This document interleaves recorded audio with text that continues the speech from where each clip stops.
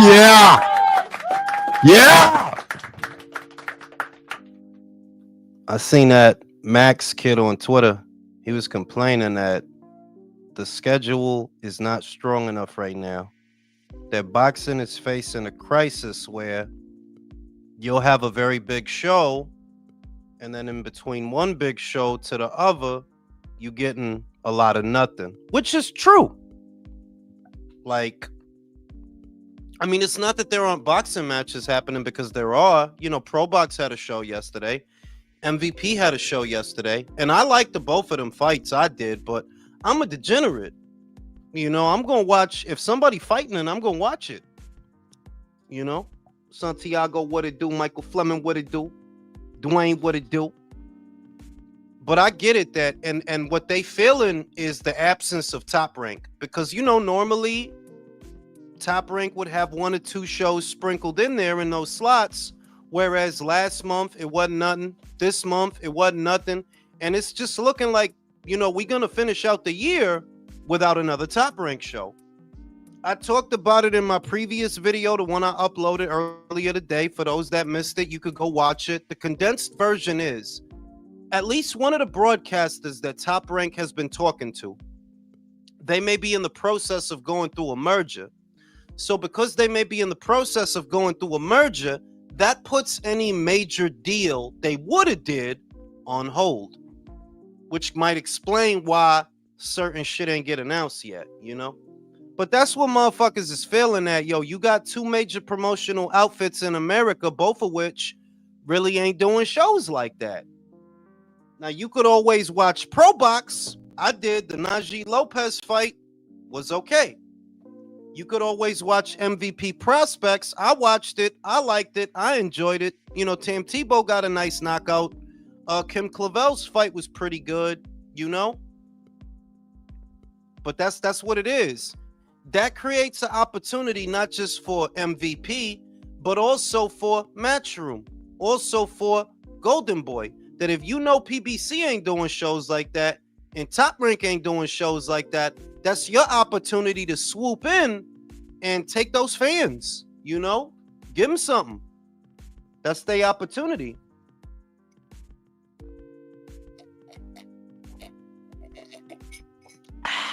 It's good shit. You know? Things kind of pick up now because you got Boots versus Lima coming up, Ortiz versus Lubin coming up, Fundora versus Thurman, right? Pitbull versus Roach, supposedly. I still think that's going to land on Pacquiao's undercard. If that's happening in December and Manny coming back in December, well, I don't really think the PBC going to cannibalize their own pay-per-view by doing two of them in the same month. People ain't going to buy that. And I think that generally December is a bad time to do a pay-per-view any time in December, because people spending their money on Christmas presents. That's what they doing in December. Or they're recovering from having spent money on Christmas presents, whether it's before Christmas or after Christmas. I think December is generally a bad time to do a pay-per-view. It's generally a bad time. But, you know, they going to do one. At least that's what they saying. Cruz versus Roaches for December. And I'm like, yeah, they not going to do that. And Pacquiao versus Romero on a separate show? Nah, they not going to do that. They going to put that together. Want to be the co-main for the other, presumably Cruz versus Roach. Because Cruz versus Roach by itself, I mean, like, I know we say that about the majority of pay-per-views they do, right? But Cruz versus Roach by itself, no, that's not pay-per-view worthy. Them two dudes don't draw like that to where you need to pay $80 to see them. They don't. And you could say that about Fundora and Thurman too, though. Like, you could say, like, bro, Fundora don't. Why is Fundora on pay-per-view? Nothing against him, right? He's fun to watch, whether he win or he lose. But that's not a dude that need to be hidden behind a paywall. That's no, you bugging. Like, what the fuck? It's too much of that shit, man. But it's like, it's so many things that have contributed to where things are right now, that when y'all was getting network money, well, y'all fucked it off when y'all was getting network money. Now, Y'all gotta do pay-per-view because y'all ain't got no network money. It's a scary time for the American boxing scene. For some, because there are no major broadcasters in the sport right now. Now, me personally, if you want my forecast, I do believe that's going to change next year. And I've been telling you the stories. TKO is going to launch next year. They're going to have a broadcast partner. What's out there is it could be Paramount. Top Rank, I believe, will be back next year. Let's hope. And if it's the way that Bob said it is, they coming back with 3 people, So shit is going to kind of correct itself in the coming year. But right now, yeah, shit is kind of Shit is kind of About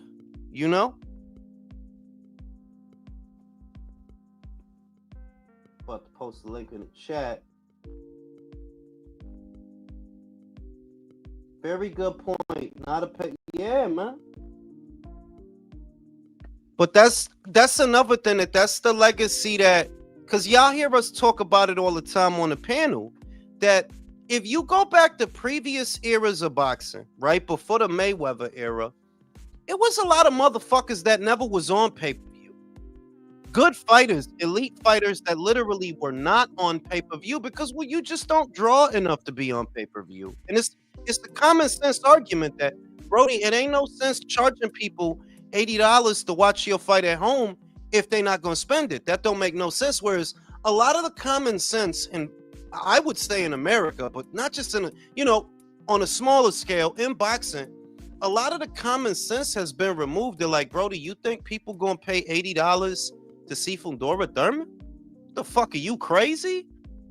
No. And Manny, I read through that World Boxing News article earlier, and I'm like, this is a huge part of the problem. Leo is actually one of the ones that pointed it out many times. The media doesn't do its job. Whoever wrote that article, they talking about that shit.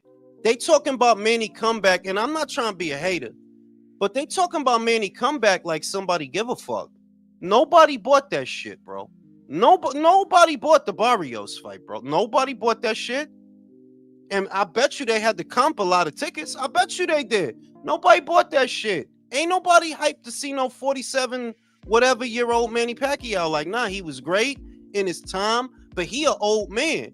And people don't watch sports to be watching old men. Like, that's cold, but yo, that's real. Like, why you think that shit ain't sell? That shit did not sell, but y'all talking about it like it did. And that speaks to what Leo said before that. Yeah, the media really don't. Y'all just don't want to call shit out anymore. They're like, Brody, Manny, you, sorry, homie. Like, you're not box office no more. Julius, I had my suspicions before. When the PBC actually had a budget from a TV network, but now I think it's confirmed. If you're doing this shit, a pay-per-view with these guys, without a budget, you are definitely cooking the books. Yeah, there's no other way. Yeah, bro, they're laundering hella drug money, bro. Well, I don't think that they're laundering drug money per se, but I do think they're cooking their books.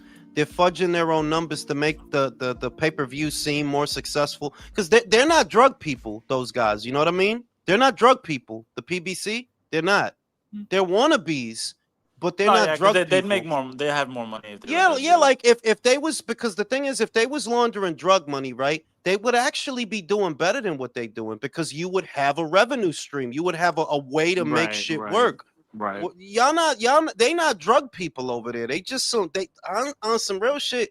They just some wannabes. Like, yeah, like bunch of fucking losers. Bunch of fucking losers, bro. Undefeated. What the fuck? Losers. Shit. Just another Sunday, another day. My boys getting whooped out there. It's all good, man. Oh, did they lose? I didn't even pay attention. Man. Yeah, Cowboys, man. What you say? Yeah, I don't know how you do. I don't know how you. Shut the fuck up. I don't know how you do it undefeated. How could you be a Cowboys fan, bro? Bro, I'm born and raised in Dallas, bro. It's in my DNA, bro. I believe blue and silver. I understand. Like, it's Mets fans out there. I never understood. Like, bro, I don't understand how motherfucker could root for the Mets, bro. I don't get it, but Yeah, like I root for them, but I'm not gonna be like, it's our year. Nah, it's not. It ain't. It's not. No, it ain't next year. It ain't the next 3 years. It's not Nah, I stopped exactly. watching a long time ago. Undefeated. Uh, yeah. I just I gave every up on time them, bro. yeah, oh, me too, bro. But every time they invite me to like hey, this a watch party, I'm like, all right, see what kind of hoes they got, and but Yeah, man, exactly. Like that's the real reason to go. Like, man, Cowboys ain't gonna do nothing. They ain't do last year, yeah. bro. Come on. Nah, I So you You forgot know, trying, that shit was on. yeah. So you you know what I'm trying to saying? fuck or what? That's pretty You know much what I'm it. saying? Yeah, I'm feeling sad. You know what I'm saying? So, you know what I'm saying? Yeah, Like, you go over to my Cowboys lost. Can I get some head? yeah. You know what I'm saying? Shit is crazy. They put you in a pressure position. No, But but shit, serious. man. Coming back to the, I don't think it's drug money. I think you have money from other people, and you're, because I'm not going to presume to really understand, but when I see pay-per-views, you have a venue, you have tickets to sell. I see a way for you to justify expenses. That's what Yeah. I see. And dude, if you're doing an $80 with fucking Turman and Fundora, that shit is not gonna break even. I I don't don't. know what are you paying, because you're gonna have to pay money for to make the fucking show. You're not gonna break even. So there is What I know is that from the broadcast side of it, from the production side of it, from a friend who does production and has done production for them, he told me that they cut corners, that they save money on, the apparatus that they used to film it, that they are operating at a reduced capacity. Now, I took a wild guess and I was right, but he confirmed it for me that, yeah, like a lot of the production value, a lot of the more expensive equipment and cameras, they cut corners on all that stuff to No, save just look at money. the fucking the press conferences and shit, bro. They be using the podiums from the elementary schools and shit. Yeah, they look like they in a high school auditorium a lot of the time. You know what I mean? No dead And ass. what they pay the fighters, that and that's really where it's like, what is Manny Pacquiao coming out here and getting at 47 years old? Like, on one end you say that, well, the dude ain't gonna fight on the cheap, but on the other end you say, well, these motherfuckers ain't got a lot of money, dog. So I mean, like, what is y'all fighting on Bro, he probably promise? he probably took away like an M or two. Well, It's kind. no, yeah, Emmer too, but like that's what I'm saying. At what, Manny getting two? He coming out at this age to fight for 2 or 3 M's? Wow. It's kind of sad. Well, it's not Yeah, sad, Emmett but it's Kalmar it, loves it. it's kind of like David left with Turkey. Tank's about to leave. Manny Pacquiao at 47 is the face of PBC, bro. That's And it. he's broke. Like, motherfucker not gonna tell me, bro. That dude is broke. Because I read through the article and I try not to throw up in my own mouth at the way that the dude wrote it and all this bullshit legacy shit. Like, my dude, get the fuck out of here. Ain't nobody trying to put their body through that after all these years because of the fucking legacy, bro. That dude is broke, bro. He was never good with money. He's still not good with money now. He need money. That's why he out here. You know what I mean? And that's what it is. But the shit that irritate me is the way they present the shit. Like, bro, this not a real comeback or nothing, bro. Look at the bums that he fighting. Like, yo, those is bums, bro. What? When the fuck is motherfuckers gonna be real and say, yo, Rolly is a bum, bro? That dude is a fucking bum. And Nah, his bro, he's about to biggest be a win, 3 division champion. is another fucking bum in Ryan, because And Ryan. Ryan is a bum. Yo, who the fuck was A that, man? kid. Who the fuck What was was the a that? fuck kid. is that? Is that a fucking It, kid? it That was a was a little white kid. dude. It was a little white dude, man. Was it a little white kid? It was a Hey, little hey, tiny little, Yeah. Charlie hey, Kirk. hey, shut the fuck up, bro. It's not your live. Yay, little white motherfucker. Suck dick, you little bitch. Okay. Move on. See, Hey, you Um, were Joe's adopted. on Your his parents don't even love you, bro. Joe's on his Antifa shit tonight, boy. Hey, man, fuck Antifa. Oh my god, yo, that shit yesterday was crazy, bro. That shit was You crazy. see a dude got But hit in the head with a fucking a pepper pellet. Do now, you? I just seen like a dude melting down in his car, and it's like it's not even a real meltdown. Because Brody, if you really melting down, you don't have time to prop up your camera, right? Prop up your camera, get your little light joint out, so you could scream and perform. They're getting people. They're rough, man. Get the fuck No, out of you here, see the bro. people who Like, are losing their jobs for making fun of Charlie Kirk. yeah, but they deserve that though. No, yeah, the meltdown is hilarious, bro. Because the other shit is, if you told me, this is what I think. If you made fun of George Floyd getting killed, right, and you posted that to your social media, you deserve to lose your job. You murdering Exactly. I motherfucker. agree. You a Ryan murder. You a Garcia. murder. You a murdering motherfucker. Like, I don't want to work with you, right? So when it come to this dude, and look, man, I done seen the shit the dude said, right? I done seen a lot of that shit, and you know what I see? Y'all trying to vilify this man post mortem so that you could justify being a piece of shit. Y'all know what that motherfucker said. Be real. You didn't sit no, but y'all motherfuckers did not sit through no 2-3 hour video of shit he said and arrived at that conclusion. Cause I done seen the shit this dude said, and I'm like, yeah, I ain't with all this bullshit. But he is not who y'all making him out to be. Y'all just motherfucking evil is what it looked like. Like, hey, y'all just evil.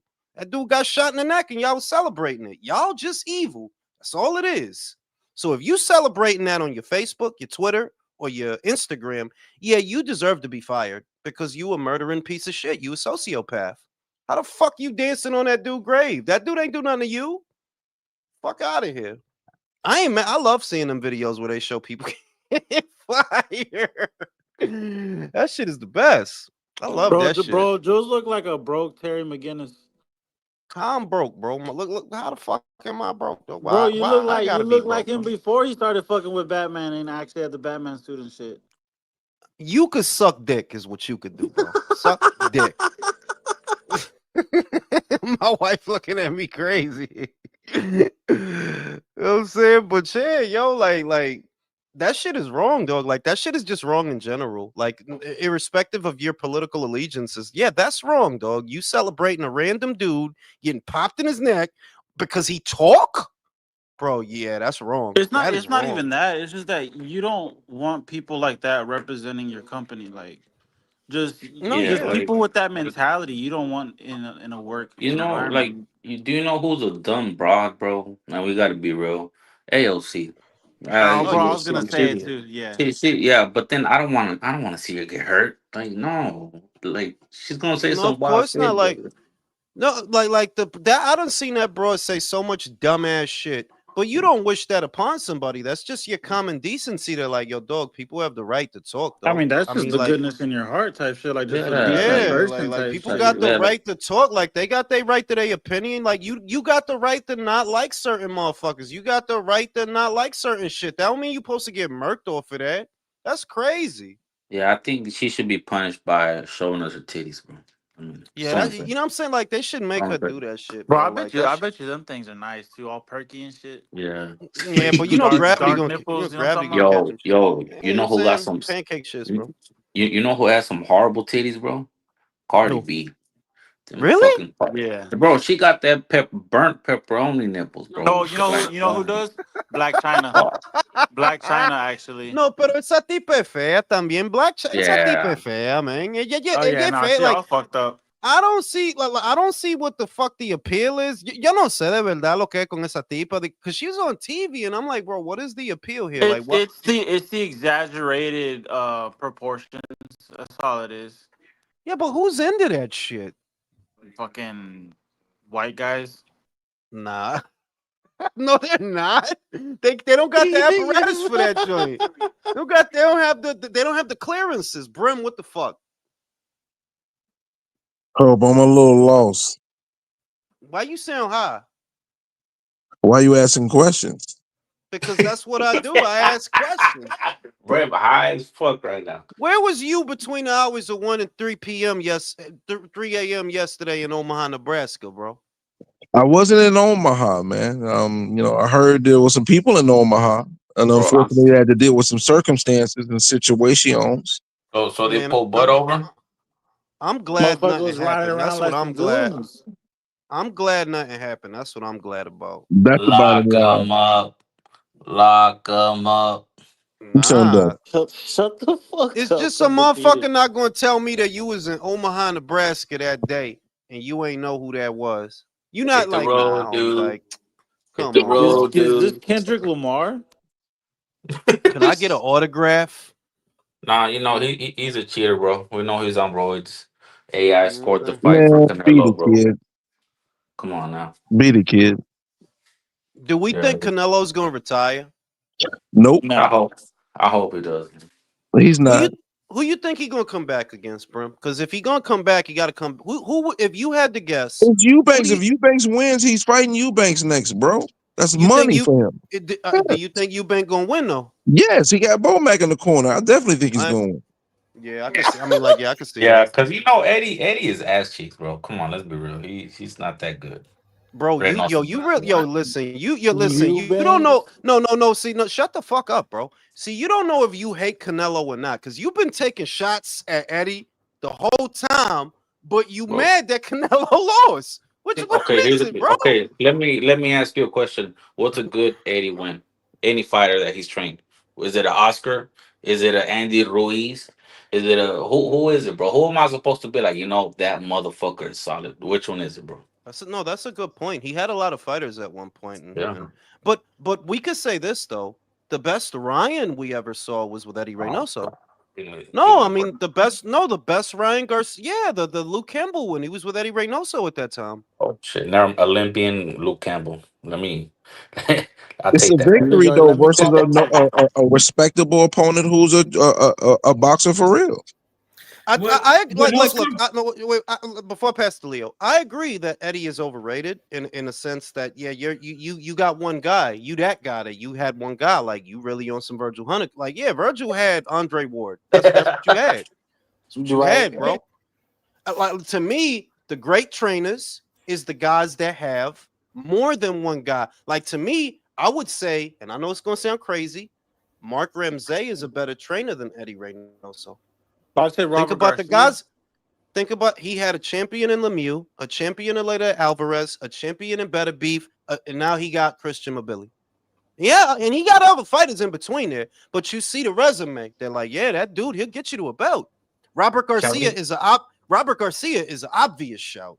That's like, thi- yeah, this is yep. not a hot take, bro. But fucking Derrick James is better than Eddie Reynoso, bro. I don't know about that. Bro, you know what? That's debatable, bro. It depends Jermel on what No, Charlo AD is gonna do. no, fight. fuck Because AD no. didn't I'm look not good in gonna that first tolerate fight. He's gonna Wait, fight Earl Leo, Spence. Leo, you agree with that? Is Derek James? Does Derek James have a better resume than Eddie Reynoso? before that, let me say this: what you are describing in Ramsey is a guy that has had multiple guys on his wing for a long time. Reynoso, as he has been, people don't realize this, but he has been with Canelo most of his career, only with Canelo. Yeah. Just a couple of years ago, we started fighting guys like Oscar Valdez, um, who was it, Ryan Garcia. But most of his career, Eddie Reynoso was exclusive to Canelo. So yeah, he's not gonna have that many champions if most of your career is with one guy. But yeah, you can say that Eddie Reynoso is overrated, but you're gonna say it because it, it got defeated by Terrence Crawford. No, because it's not like you. It's No, it's no, because like that's undefeated's bitch ass no, saying no, this. no, no, no. On the feet is a His man. bitch ass. He's hurt. It's Hey, a man is talking like he's a hurt man. Canelo Okay. lost. The Yeah. Cowboys lost. It's Undefeated Eddie is being a Reynoso's. pessimist. It's Eddie nah, Reynoso's fault that the Cowboys lost. I'm a realist, bro. I'm a realist. Like Nah, you sad, y'all nigga. still haven't told me. Besides Canelo, what big fight does Eddie have? No, But you're I right. Like, just no, I no. just In told all Thank you, seriousness, no. In thank all you, seriousness, honestly, undefeated. You're right because Leo. thank Yeah, you. Leo is true that he was only with Canelo, but that's because you ain't that good, then, ain't it? It's because you ain't that good. Malik Scott, for example, already has a more diverse resume than Eddie. Well, he's getting there, and he hasn't been a Wait, no, you're but gonna give, because he is getting there, and he hasn't been a trainer as long as Eddie. Like, bro, remember, bro. you're saying that wait, you're saying that Eddie Reynoso has been a trainer for at least what 15, 20 years, right? Probably. Because he's been with Canelo. That does mean you've been a trainer for like 15, 20 years. And if all you really did is like, yeah, you only really got that one guy, then yeah, that's not really an excuse. Like that's a testament to your ability to train fighters. Yeah, I mean, okay, It's an indictment. you're gonna Yeah. give Malik Scott credit, bro, but you don't want to give Derek when he had undisputed Charlo, when he had Yeah, but how fucking much of that was No. PBC Can I angling? he respond did about he No, you no, throwing no, no, shade no, no. on See, no, it's Malik not right that. now? It's that if you're gonna give Derek props for his undisputed champion, well, then you can't turn around and shit on Eddie because Eddie's undisputed champion is better than Derek's undisputed champion. Okay, he also had unified Earl Spence, bro. Who did Eddie Come on, have? what's a fucking Spence, bro? Come on, bro. He had But Andy bro, Ruiz, bro. Andy Ruiz, motherfucker. okay, that was not Eddie when Andy was Andy, bro. That was motherfucking what's his name Yo, from Frankie. He I had I Frankie have a question. Sanchez. I he have had a Jaime question. Munguia too. What the hell what happened there? Oscar was with Yeah, Eddie. He won exactly. the rematch. What Um, do you mean? What happened? Yeah, he Yeah, won. but when Oscar defeated Perchelt, it was with Eddie Reynoso. on drugs. I don't think so, bro. I don't think he was with Eddie Reynoso when he that you talking about when he was in a bubble and he knocked his ass out. I You don't think Oscar was with Eddie Reynoso in 2020. are you I sure? don't think he was. I don't think he was. I think that came later. I could be wrong, but I think that came later. But and look, it's fair to say that Eddie's got his one guy. He's got his prize stallion, but he's not honestly. And I don't think it's not a knock on him, but he's not what I consider a great trainer. Like I said, great trainers they could get something out of anybody, and I think that's Mark Ramsey a little bit. I think that's Manny Manny Robles. Who Robles. I Yeah. shout him out. I think Buddy McGirt is a great trainer. Yanni Beck looked way better with Buddy McGirt than he looks now with Brian Valoria. Buddy McGirt is a great trainer. Shane McGuigan is a great trainer. I think Ben Davison is a great trainer. Yeah, you know, and their body of work is But diverse. Like he's a when you white bull. say it again, But he's a white bull. who is who is? I'm Do you remember when we had that question? Is Ben Davison a white bull? He's a Oh good yeah, trainer. yeah. I forgot about that. But yeah, like there's great trainers out there. But do I consider Eddie Reynoso a great trainer? Nah, you just got a great thing going with Canelo. You got a great thing going that they could never really accuse you of not knowing what you're doing when look, your one fighter is more successful than all of their fighters. So that has to count for something. Like, yeah, you got a couple of good guys. Which one of them got a resume like Canelo though? Thank you. I rest my case. I rest Yeah, my case. because even with Mark Ramsey, you got better view. Yeah. But are you gonna tell me, with a hand on your heart, that Beterbiev will not become undisputed without Mark Ramsey? I just no, honestly, Leo, you want my honest opinion? No, no, I don't believe he would Okay. because guiding a fighter's career is a very delicate thing, and I believe that Mark's tutelage has a lot to do with that. It's very obvious that Mark has a type, though. If you're a pressure guy, go to Mark because he'll get something out of you. Think about it, Lemieux. With the exception of a later Alvarez, Lemieux, Mobili, Better Beef, they're all pressure guys. You see what I mean? And you know he's got other guys and shit, but yeah, he's got a type. And I honestly, I don't think Artur would have became undisputed if without Mark's help. I don't. He got something, and he deserves that credit. And I would say that the same thing applies to Canelo. Without Eddie Mhm. Reynoso, he becomes Canelo. No, No. no, no, he doesn't. He doesn't. He's a redhead kid, Mexico. He gets beat up a lot, without Eddie's help. So you got to give him his flowers on that. I don't think Eddie is a great trainer, though. I don't. He's not one of the guys I look at and say that's one of the great postmodern trainers.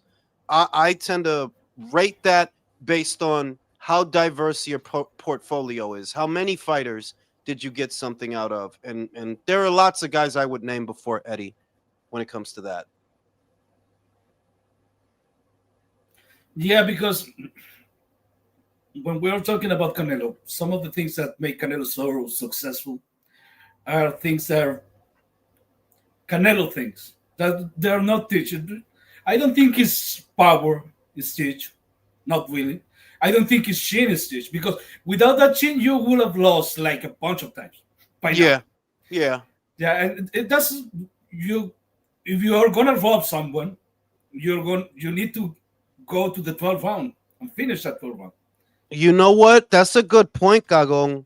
I think that's for you, undefeated. Ryan with Reynoso was good. Ryan with Derek James was dog shit. Because remember you said that Derek James is a better trainer than Eddie.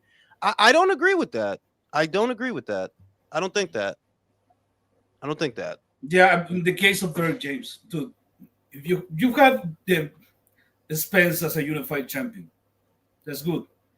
But let's be honest, the only reason that Spence goes to stay go to hold those belts till the Terrence Crawford took them from them, it was because of politics. It wasn't Yeah, because like, oh, you're such a good fighter. Because there was a lot of guys you didn't fight. yeah. You spent a lot of fucking time in that division. That's one of the No, and problems let's I be always honest. had. The only reason his reign lasted that long is because he wasn't really fighting. If you think about it, Yeah. he won the IBF in 2017. You don't unify anything until 2019, and then we know you lost a year after that. You lost about a year. Then you Hey, lost Luis another said that year. Eddie did train Oscar for the Burchell fight. If he did, then you got to give him props for that because I thought Oscar was gonna get his ass beat. I had Burchell winning that fight. I thought Oscar was gonna get his ass beat. So True. Me too. Yeah, but he But was again, on roids, bro. He was on come on, roids. bro. He's in on roids, bro. Bro, come on, bro. He was on roids though. Come on, Well, bro. Ro- You shit. ain't got Well, how many? Not to shit on Eddie. Well, you know what? Fuck, I'm gonna shit on Eddie. How many people have been tied, bro, on roids? a lot. You know, Bro, let's like be honest, honestly, bro. a Let's lot, be honest. His a main lot. one, Canelo, Hyman. If you fucking go and shake Eddie's hand, you might. If you do the pads with Eddie, you probably pop with Vada, bro. It's yeah, but it kind of comes back to the same conversation that look, I think they're all using something, right? It's just that your guys keep getting caught. So when I think about it, it's like, yo, it's not. I'm not even mad that your guys keep. I'm not mad that your guys is using, to be honest with you, because I think everybody's using something. Why do you guys keep getting caught? The fuck is wrong with y'all? Hide it better, you know. Especially Hi- Terrence Crawford. He's on dirty motherfucker, bro. you ain't got to keep doing that, bro. Canelo's a dirty Nah, motherfucker bro. too, though. You just Bro, lost, bro. It just is Crawford what it is, bro. Crawford had egg shaped weights in his gloves, bro. Bro, That's come how on, bad bro. it was, bro. Come on, don't go down that, that that path, has what bro. that has to be my favorite kind of copium. That No, every time the it's motherfucker because lose, Crawford took a blue chew. Nah, bro. The funniest one was when they blamed the coach for spiking the water, like his own Nah, coach spiking the water, bro. Like, yo, that's the shit. That's the shit that irritates me. That they had so many narratives going at the same time. So was it the coach that spiked them, or was it Fury with the shake weight, or was it Kenny Bayless? Like, which one was it, bro? Because you know they was selling that shit. Like, yeah, Fury cheated, Joe. Fury cheated. But Wilder's saying the coach put some shit in his shit. You believe that too? No, Come he on, put the dog. shit in and his then mask. That's and why yeah, then the it but outfit was looked alike. it was the race baiters, and when Wilder fired then I forgot the Olympian coach. Mark Yeah, Breland. everybody was like, yeah, you see, the white dude's a good dude. Like, oh wow. No, but no, but look at the irony, undefeated. That Oh, that guy that was suing Top Rank a couple of months ago, that nefarious character, come to find out that they were working with JDs to guide ¿cuál, Wilder to the Fury fight. It came out in cuál, the court documents. cuál hombre? There was a white guy, right? And he was basically he was basically an enforcer for Top Rank. He was a guy that you don't know him, but he do shit. He He's do certain a Hollywood actor, no? I think they were yeah, saying. no, he is an actor. That's the wild part. But La he, you verga. know, he do shit on the side. So when he filed suit against Top Rank, which was months ago, it came out that Top Rank, that dude, was working with JD's to move him away from the Joshua fight and into the Fury fight. JD's the white trainer that yeah, he's the good one. No, he not. And that's yo dog. That's what I thought. I always thought that they're like yo dog. Whoever guided you to Fury is not looking out for you. Whoever guided you to Fury, they got paid to do that. They got paid to do that. That's why they did that. And yeah, you a fucking idiot. yeah, that guy was like the Ray Donovan of, Yeah, he of exactly. boxing. He's like a Ray Donovan type cat. Yeah. That he do shit. You pay him like you tell him, yo, here's $500. Go punch that bitch in the mouth. He do it. Yo, look, this motherfucker over here, he acting wild. Go talk to him. He go talk to him. Yo, this motherfucker don't need to make it to work tomorrow. Slash his. He's that guy. You pay him, he go do it. And it's sad. It's sad. He said it. Yo, we was cavorting with JD's to make sure Wilder go to the Fury fight. We was using race shit. Or that it's in the court documents. They're like, yeah, yo, and that was JD's, the white guy that's always with Wilder. That was him. They was all working on that. It's like, well, that makes perfect sense. Because Yeah, Wilder can't be that big a fucking idiot. Yo, you really turned down 100 mil, bro? You can't be this fucking stupid. But you I mean, he said he did, so you know.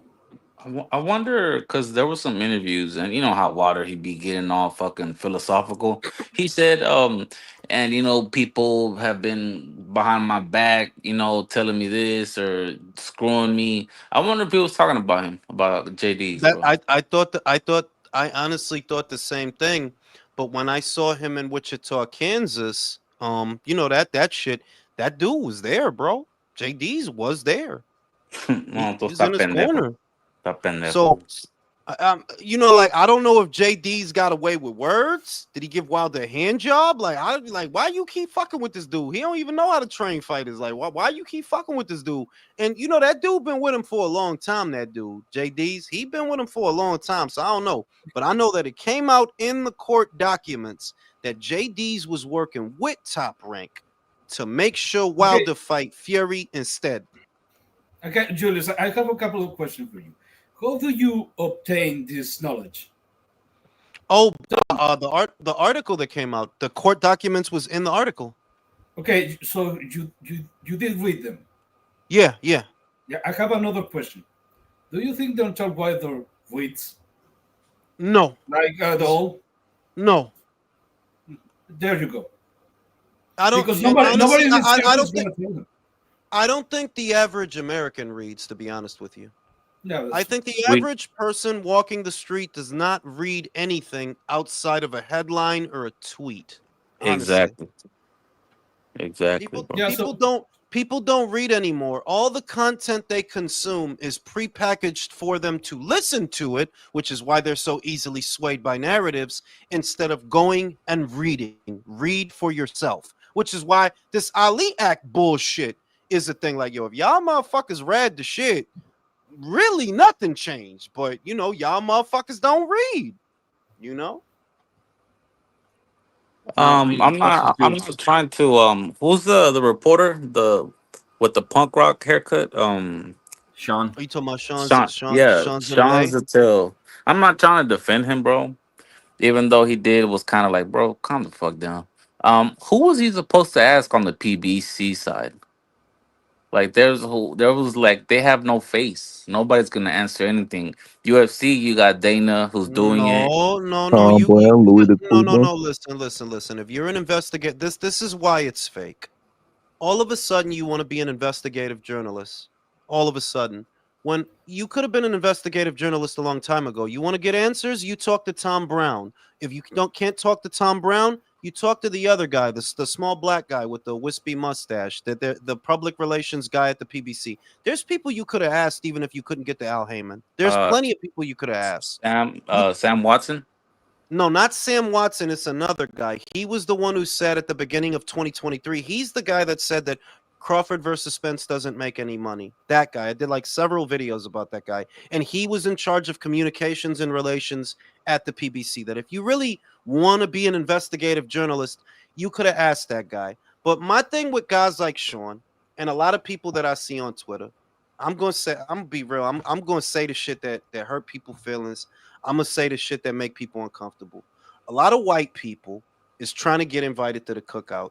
So you look past a lot of character flaws and a lot of bullshit so you can get invited to the cookout. Honestly, that's the only Yep. reason you're doing that. That's the only reason you're doing that, because you trying to get some cool points and get invited to the block party.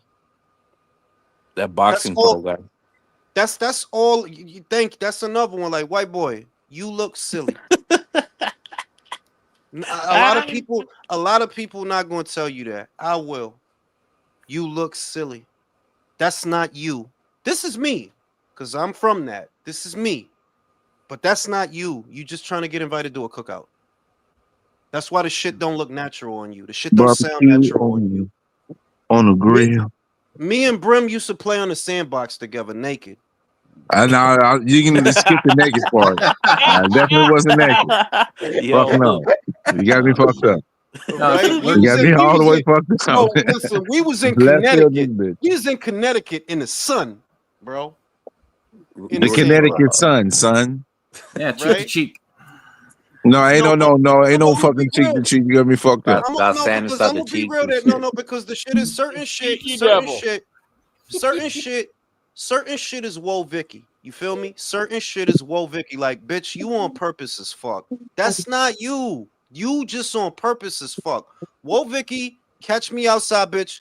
Y'all are parodies. You're parodies of ghetto people. That is not who you are. I know, like, no, y'all not. You are imitating what you think you see or what you see, but that's not who y'all are. When I look at the boxing pro dude, like, bro, you try and beat Caleb Plant so bad, right? And check it. And check it. Why? Now, here's an example of when it's not fake and when it's for real. No, Caleb is like that. He is a country boy. That's him. He's a country boy. That's him. That he not pretending nothing. That's him.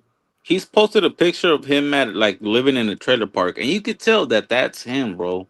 That That's he's him, really like bro. that, like So yeah. that's not to say because obviously there are ghettos all across America, and there are white people in those ghettos. That to say that there are no such thing as a ghetto white person, no, there are. I've seen them. They out there. But a lot of y'all motherfuckers like boxing pro, you know what I mean? Like you just sucking wild dick, high key. You just sucking dick. You just trying You to be know, down, like you trying to get dapped up. That's all that I is. wanna be down with what there's you're a girl on going X. through. I think her name's like the Divine Hook or some shit like that. And Ah, she's like, shit. bro, I call her like, yo, I think I told Drew, I was like, yo, leave Whoa Vicky alone, bro. And she's like, yeah, she's Whoa Vicky, bro. Like, relax. You're No, not you that. know, my name. You know why? You know why? I know we're related. I don't know how, but I know we're related because when I see her tweets, that's what I think. Look at this Whoa Vicky ad. Like Whoa Vicky, bro. on my dead grandfather, that's literally what yo, this is Whoa Vicky. This is like a Puerto Rican Whoa Vicky or something. Like whatever the shit is, right? Because I don't know how to put a word on it. But whatever the shit is, I already know what your answers are gonna be. I already know what your perspectives are gonna be because you're a parody. You just trying to be cool. Like, yeah, Like, you just trying to be down. Like, you don't have opinions. You I just trying to be saw down. I saw that she's like a big time Shakur fan. I like Shakur, but I don't see, especially if you're a girl, I don't see why you'd be a Shakur fan. There's nothing interesting about Shakur. Like I saw You a that. I dude saw though, that. man. No, listen. I saw that, right? And yeah, you're right, Brim, because a lot of the time that's what it is. I saw that, but this is where I think the person is just disingenuous and their perspective they have no perspectives on anything. They don't stand on anything. You're just trying to be down.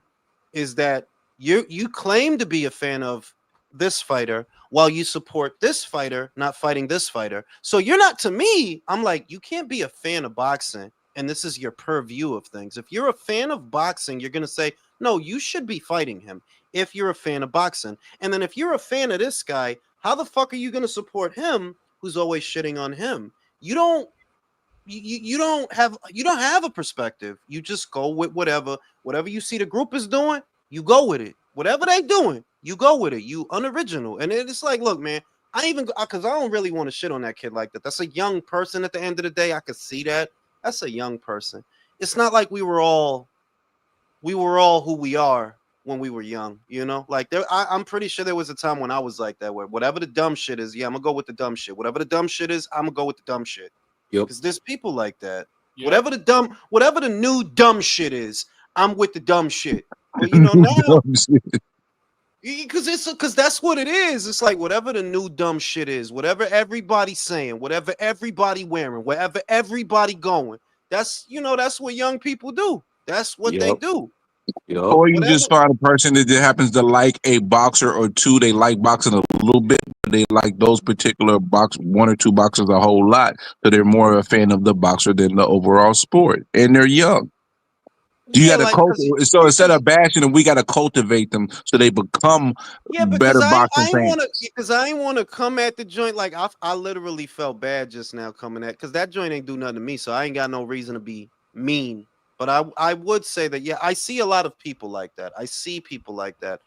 And I what I can't lie about is what I'm thinking that you have no perspective.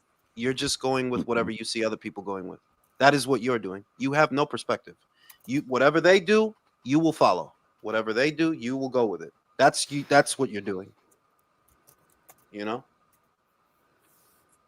Hey, boxing in America needs more casuals at the end of the day, so you don't want to chase them away being Like you mean. don't, you want to cultivate them. Those are the ones that we don't abuse. We just, give them a little game, school them a little bit at a time. Don't try to be No, I overbearing. don't. No, You know, I don't even do that. I ain't trying to argue with nobody. I ain't trying. no, but What don't I even now, argue. what Just I drop a will little say, gem. Just drop what a I gem will and say, keep it moving.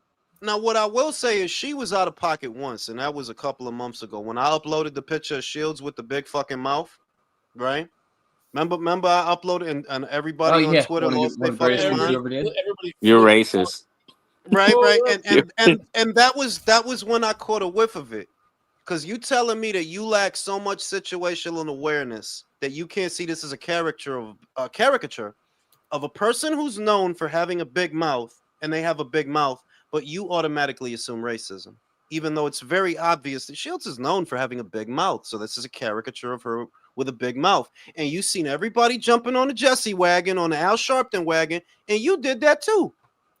And Yep. that's why I think you're unoriginal. Like, yeah, you're unoriginal. She's known for having a big mouth. So here's a picture of her with a big mouth. But you see what everybody else said and you go with that because you're trying to make an impression on them. That's your whole gimmick. That's the whole thing you got going on. You're trying to make an impression. Where I don't give a fuck. You don't like me? Keep not liking me. I wouldn't like me neither if I was you, because then I'd be smarter than you, because I am smarter than you, and then it's just is what it is. I wouldn't like me neither. I wouldn't like me neither. Like, nah, fuck him. He's an asshole. You're right. Stay the fuck away from me. And I don't argue about shit like that no more. Every time I post something now, I'll get one person that you could tell they want to argue. Yeah, argue with your fucking self, dog. I don't give a fuck what you think about anything to be sitting here arguing with you. Long gone are the days of 2 hour Twitter arguments. I can't do it like that. I got better shit to do than be talking to your ass. To be real with you, yeah, I got a lot better shit to do than that. So I got two things of bacon in the fridge, and I got to eat them before Michael finds out. Otherwise, he's gonna start talking shit. That too. No, she, Oh fuck, no, it's Michael. He's in the chat, bro. he wants his Yo, bacon. bro, I hope you've been standing for 8 hours You today. know, Fuck. No. That motherfucker trying to give me a bunny, and he said you got to stand for a minimum of 8 hours. Fuck is he God, talking man, to, that dog? that shit sounds like some fucking college was given a grant and they're like, oh shit, we have to justify this money. Stand for Don't 8 hours. don't fucking mention tuna. Motherfucker might have a heart attack and shit. Yeah, that motherfucker hate tuna, dog. He's talking shit about tuna. Like, who hates on tuna, bro? That's crazy. Motherfucker Michael does. hating Well, on mercury and shit. clearly a health nut like Mike hates tuna. You know what I'm saying? But yeah, I seen He that had some shit, bad and tuna, man. He ate some tuna that changed colors or something, fucking him up. nah, and the cucking is at an all-time high because it was a dude that Steve Kim was talking to. He's going back and forth with him. And the dude, he's trying to defend Javante. And he's like, yo, it's too many boxers dying, you know what I mean? And I can't. It's like, what you scared he gonna die if he fights Shakur? He gonna die? Ah, yes, the notorious With hard He gonna hitting with them die? Shakur with Stevenson. with them pillow fists and shit. Like, come You know on. what I'm saying? Like, yo, what bitch ass and like, yo lo dije, man, there's something in America going on that the meek have inherited the earth. Cause what is all this bitch ass shit? You scared? You're saying that, yo, you happy he fighting Jake because you scared he gonna die? Fuck is wrong with you, dog? Yo, Bro, that's It's crazy. I don't bro, this guy's I different Stallone. really Go ahead. I hate Jake Paul, bro. I don't like that motherfucker. But I do want him to lay Tank out. Go out if you. I don't want him because I know that motherfucker's gonna come back in 3 years. Oh, the comeback or hey, one more fight. Like, nah, we don't need you, bro. We need you No, gone. Actually, You know why I can't guarantee that he'll come back in 3 years, because we don't know what the state of the landscape will be. If you look at the direction that boxing is moving in, a lot of people tend to focus on doom and gloom. It's like, nah, boxing is going to be okay, and it's probably going to pick up next year, right? But the environment that is being created now, you have to fight people. That's the environment we're coming back to. Like, yeah, if you want to make big money, you're gonna have to fight people. So if you're talking about a comeback in 3 years where Gervonta unretires, yeah, you're gonna have to fight somebody, homie. PBC might not even be a thing in 3 years, for But all we know. Like, that's the way boxing is supposed to be. You're supposed to fight people, you know. but that's the Exactly. point. So on that predication, country, if 3 years from now boxing is a more hostile environment where to get money you got to fight real people, you think his bitch ass is gonna come back to that? No, No. no. That motherfucker Bro, as soon as start doing porn and do that shit. No. Let's just crystallize it. Lamont Roach was supposed to be yet another cherry pick. He got his ass whooped and he ran away from that rematch. Exactly. From Lamont Roach. And motherfuckers let him live too. Like, you don't get it? Lamont Roach has effectively retired Gervonta Davis. Lamont Roach, bro. Dude, Jamel Herring beat Lamont Roach. That's crazy. Like, and y'all motherfuckers just love the counterfeit shit, bro. Cause y'all love some counterfeit ass motherfuckers. You loved Wilder, you loved Spence, everything that side of boxing Twitter touch turn into shit. Everything. Like, yeah, if the shit whack, y'all probably fuck with it. If the shit is weak and fake and whack, y'all fuck with it. Cause that's how it seemed to go. You know what I'm saying? I was watching fuck, who's the Virgil fighting next? I forgot the dude's name. Lubin, bro, Lubin. Lubin. I was watching Lubin versus Fondora.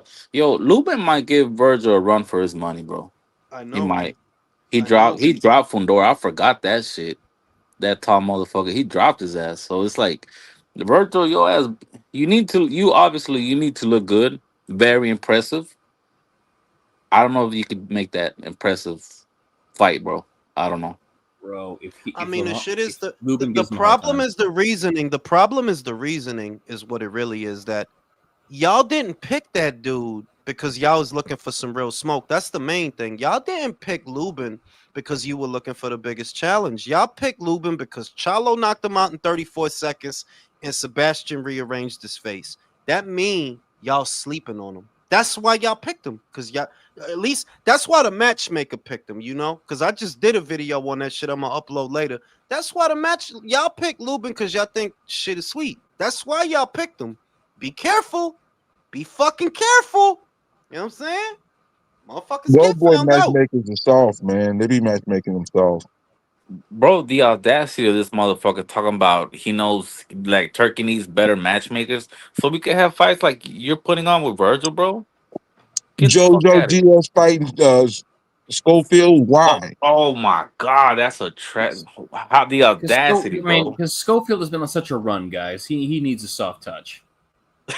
Yeah, like he deserves a break, Jason. Come on. He just fought fucking Tevin Farmer off of 4 And, losses. and he died, but he came back to life. You know, before In the the Shakur fight. deathbed and shit. Shout I out to can't motherfucking believe. George. Worst cherry pick gone wrong, Roach or Fury? Honestly, Oh, Fury. Fury. But Fury is one of the worst cherry picks gone. And you know that they hate to acknowledge that Fury was a cherry, my dude. The dude was like 300 pounds. He thinking about offing himself, and he was on cocaine. And this is when Wilder What fought you him. say this? You know what I'm Bro, saying? you see How how the It's big the he fuck way was is you as a say that this. not a cherry, bro? How is Yeah, I'm that looking not at a the time. cherry? 53 minutes. I'm remember because I think I'm gonna snip that. You know bro? what I'm He was saying? so Like, fucking fat in his first return fight. Like, I was when I Oh, saw it, I was like, uh-oh.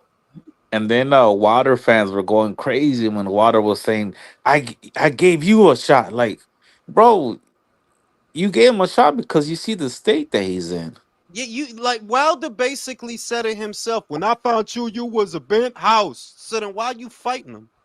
And then he got the yo. You know what made me mad? Look, as a foundational Black American, What? when when he came at Radio Raheem, when he came, when he came at Radio Raheem, I was tight.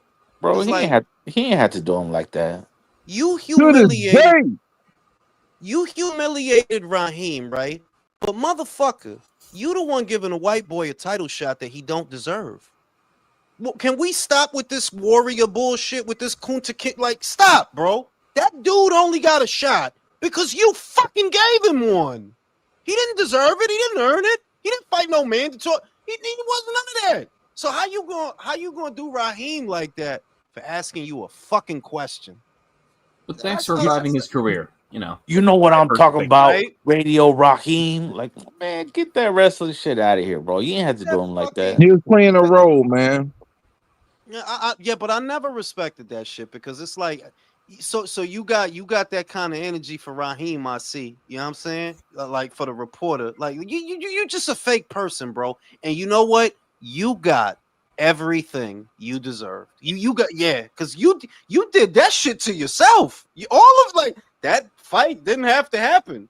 Y'all made that shit happen. Congratulations. And it's Congratulations. crazy. It's crazy because a lot of his fans they were behind like the pro black shit, which I understand. It's cool. Ride with him. Ride with him, bro. Now he got a white woman. Nobody's saying shit.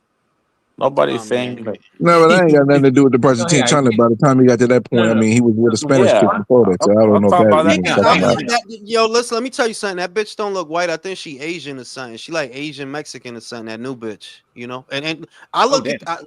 Did you see? Look. You know, I gotta say this shit. I don't know how y'all felt about Taylor Swift. I don't know, but that bitch face always looked like a balled up fist to me. So good job, Wilder. Like like get that hard edge face bitch out of there. The new bitch is better. So shout out to Wilder, bro. He to me he traded up. Nah. You know who has the You know what the worst? Hang hard on, do you know face? what the worst part. The worst part about Wilder ducking AJ is that if he fought AJ in that Madison Square Garden debut where he was supposed to, I think he might have got AJ if all the shit they were Maybe. backstage was true. Maybe, you know, and that's the thing that irrespective of who you think would have won or would have lost, we would have got 2 or maybe 3 fights out of that, and that would have been that would have been one of the honestly, I think that would have been bigger than anything we've seen since then. Like, yeah, if they would have did that, that would have been a fucking monster, Sure would have been and we bigger didn't than get it. Wilder Fury. A fucking boxing And we didn't revival. get it because you wanted to give a cokehead a title shot. That's what we got instead. So I'm so fucking happy to post those highlights whenever I can in an episode of the relay. Or you getting fucked up. I'm so happy to post them shits, bro. It should have been Joshua, man. Damn. It is what it is. I'll be right back after these commercial messages. Brought to you. If you have a problem with your jock itch, please give us a call at 1-888 itch less. What In the another fuck? in another good news, my boys are up 16-3 now. Let's go. Who?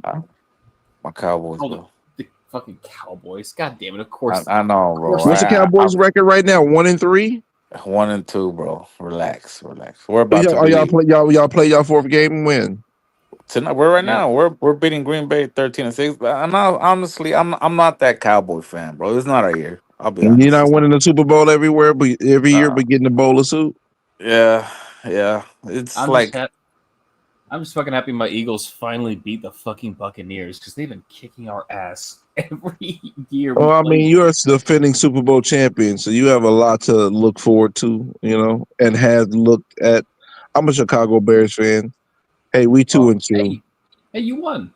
Like, Yeah, Caleb we won, Williams but doesn't suck. the truth be That's told is improvement. when they drafted Caleb, I wanted Jaden. That's who I wanted for QB. Because the Bears always pick the wrong quarterback. Always. I Just always get the wrong quarterback. You gotta see some shit for what it is. I think Caleb is a talent, but when I seen him cry with his mom, I'm like, nah, I wouldn't pick him. It ain't even about this crown with your mom, because if you produce on the field, you produce on the field. When he plays the better teams, he doesn't perform as well. And that was shown in college.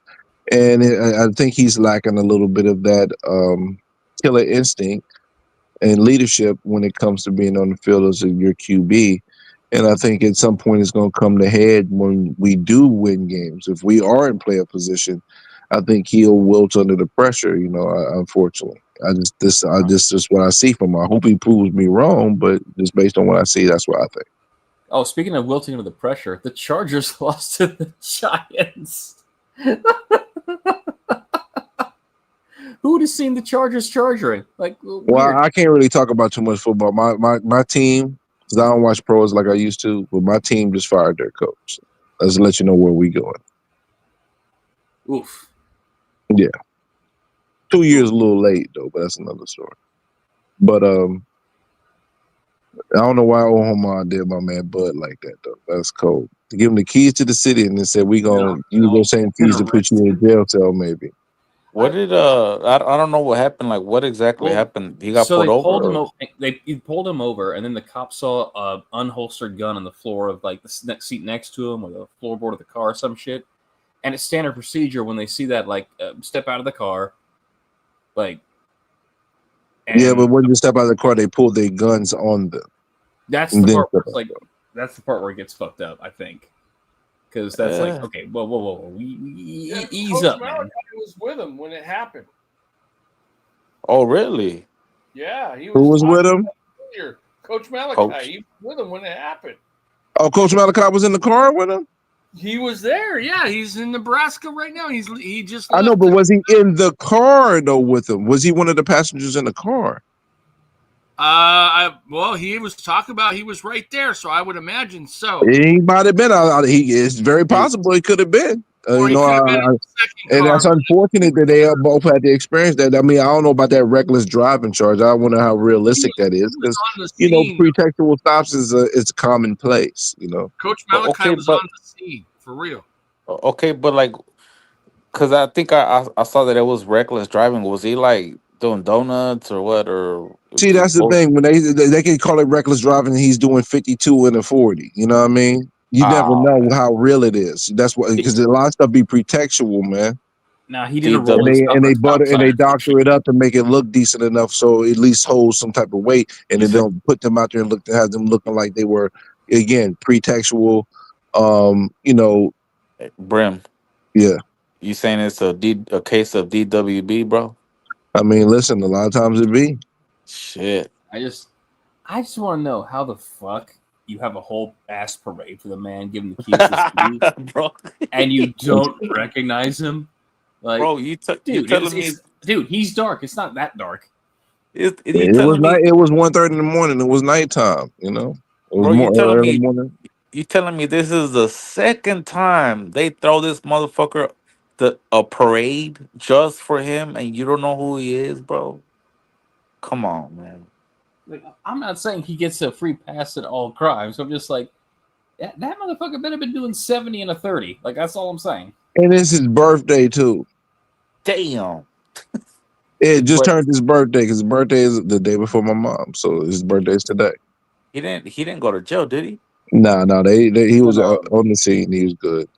Like, the mayor called and was like, bro, what the fuck are you doing? That's Terrence Bud Crawford right there.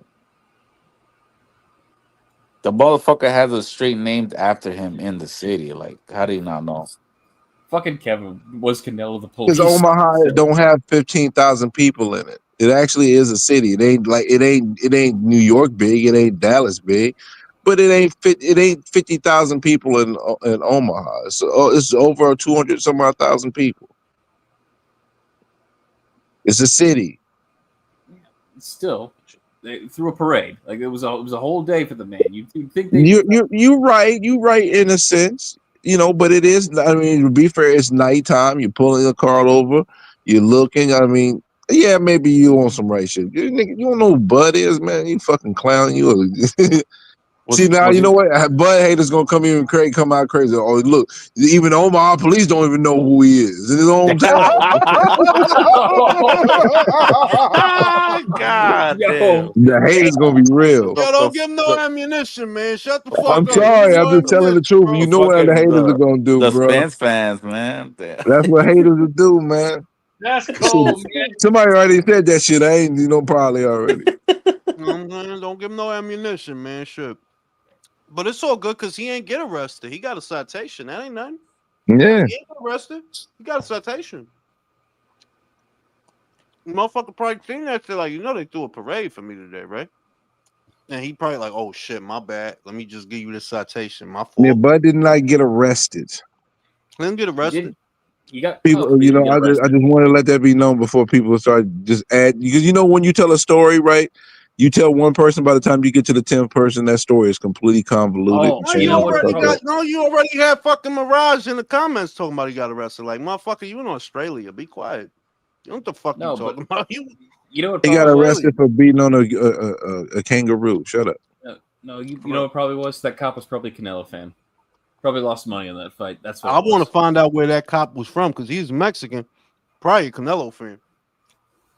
Some domestic No, you violence. stupid, dude. You stupid. Domestic violence. You know what I'm saying? Shit is crazy. But yeah, yo, you know what I'm saying? Motherfuckers is feeling the pinch that Top Rank ain't doing no shows. I started off the show with that. That motherfuckers feeling that shit. That you not getting them little in between fights that y'all used to complain about from Top Rank. Y'all not getting them anymore. Y'all feeling that shit. Hey, Looking a little motherfucker. blank, You know what I'm a little saying? Hey, empty. motherfucker. You feeling that void. It's getting bigger. PBC ain't feeling that shit. You know what I'm saying? Shit, they created the void to get bigger. Shit, going from 36 shows to 6 shows in the span of 2 years. Yo, PBC was out there getting busy. Fuck. They was though, high key. In I 2018, that was a big deal, man. 2018, though, they had something almost going on every 2 weeks, no matter what, bro. bro, I Mhm. was a big fan of the Toe to Toe Tuesdays. Was it on Bounce? I think like that shit was beautiful. Nah, look, in 2018, my opinion was starting to be against them though. Around that time, like that's right around the time that I'm like, yeah, I don't like these motherfuckers, right? But I Man, they was only had happy a few years in the game, and you already noticing something. No, be- be- 2014, bro. That was 4 years. because it started with the Quillen shit, and I didn't think too much of that. I didn't think too much of that. The Quillen shit with Korobov, I didn't think too much of that. And then what was the other red flag? The Leo Santa Cruz, Gary Russell. I didn't like that. The Keith Thurman versus Errol Spence. I didn't like that. Like, come on, dog. These is both your guys. You can't make your guys fight. Fuck is you doing? And then what the Crawford shit was the last straw. That was the last straw. That shit. They're like, yo, y'all don't. He not gonna fight. Keith don't want to fight him, and he don't want to fight Bud. And it's like, yeah, I don't like y'all. And then the Wilder and Joshua shit, forget it. The Wilder, they're like, yeah, y'all motherfuckers not trying to do nothing. Y'all not trying to do nothing. Y'all trying to have y'all little biosphere and shit. What? No, they What's for dinner, bro? Mac cheese and tuna, bro. Protein sandwich. Mac cheese and tuna. That's a weird fucking combination. Well, that shit tastes good, man. Yo, He's still Michael's about to weird have a though. heart attack Mac on and cheese and tuna. That's just an Michael was odd about to eat combination. that My dude, shit. Michael throwing himself around his apartment right now. He's so fucking mad. Mac cheese and tuna. I mean, that That is a mother- weird ass combination, though, bro. I mean, what you making tuna, cheesy tuna, My Mac? dude, try it. Just try it. You'll be like I was surprised. No, Like, you can damn, make this a shit is cheesy alright. tuna Mac where it'll come out decent, but you got it separate and then put it together. You weird. well, What hang you on, mean hang on. Let's separate? just, Put it. What is you talking about? The tuna is in the Mac, motherfucker. Oh, it was baked together. Oh, It's in the Mac. it's not Okay, that cheesy Mac or what? No, it's that craft, bro. What the fuck you think I'm making Thanksgiving meals on fucking Sunday, bro? I got that craft. 7 minutes, boil the shit. 7 minutes. Put the little packet, and I do put shredded cheddar on my shit though. Like I put cheddar in my shit, and That shit 2 sound cans of like tuna. diarrhea. That shit sound like diarrhea, dog. Nah, I be alright. I be alright. Granny I Button, don't know. I Granny don't know. Like Button. motherfucker, that shit might upset another motherfucker's stomach, but not mine. My shit gobble that shit up. Solid well, turds, bro. That sink to the bottom. speaking of Bloop, bloop, fucking Wow. bloop, bloop, diarrhea, bloop. this really just occurred to me. PBC for years tried to be their own isolated, insular thing. Like our guys fight our guys, and that's it. And now we magically have a problem with that with the new League Act with these motherfuckers. Like Rules their for thee, new- rules for thee, but not for me, bro. That's ain't Fact. that the perspective on everything? Rules for thee, but not for me. They want Canelo to fight every man, woman, and his dog anywhere in between 154 and 175. But Javante, God forbid he fights Shakur, he might die. Because people die. You know what I'm saying? Rules for thee, but not for me. If they didn't have that double standard, they'd have no standard, bro. That's all that Bro, is. I didn't think I could hate. I didn't think I could be more like unimpressed with Jean Zattel. Like, oh, so it's just that they're not PBC. You have a problem with this shit. Yeah, It's- like, and that's it's worse why, than I thought. that's why it rubs me the wrong way because it's so it's so rehearsed. It's so contrived. Like, bro, if you wanted to be an investigative journalist, there was plenty of shit you didn't investigate. You didn't want to investigate it because you try and get invited to the cookout. I asked him about it. He didn't respond. He look. Once again, like I'll say the uncomfortable shit because I know Brim gonna get uncomfortable if he say this shit. People gonna think he a racist. The dude was like, there is an archetype in boxing. And the kid from the ghetto, like, yo, stop sucking so much dick, bro, please. Wait, All who right. was saying this? Who was saying this? Who Sean's you a kid. think? Sean's Oh, a child. But the kid from the ghetto is like, yo, dog, like he you grew up don't without gotta a dad. you don't gotta like that. You like, yo, look, you I mean, I don't like I said, that's that Whoa Vicky flow, like, yeah, like you just trying to be down, bro. And I don't know, different strokes for different folks. I ain't into kissing nobody ass. Nobody ass. I ain't doing all that. You like Bud. That's cool. But I ain't into kissing nobody ass. I ain't doing all that. You bugging. And the kid from the like, yo, what? Yo. Would But Sean hey, Giselle man. even recognize a ghetto if he saw one? No, look, because I don't want to assassinate his character. I'm just saying that shit was lame. That's all I'm saying. That shit was lame. A lot of that shit is lame, bro. You don't gotta do all that. You like Bud, bro. I like Bud. He's a great guy. You know what I'm saying?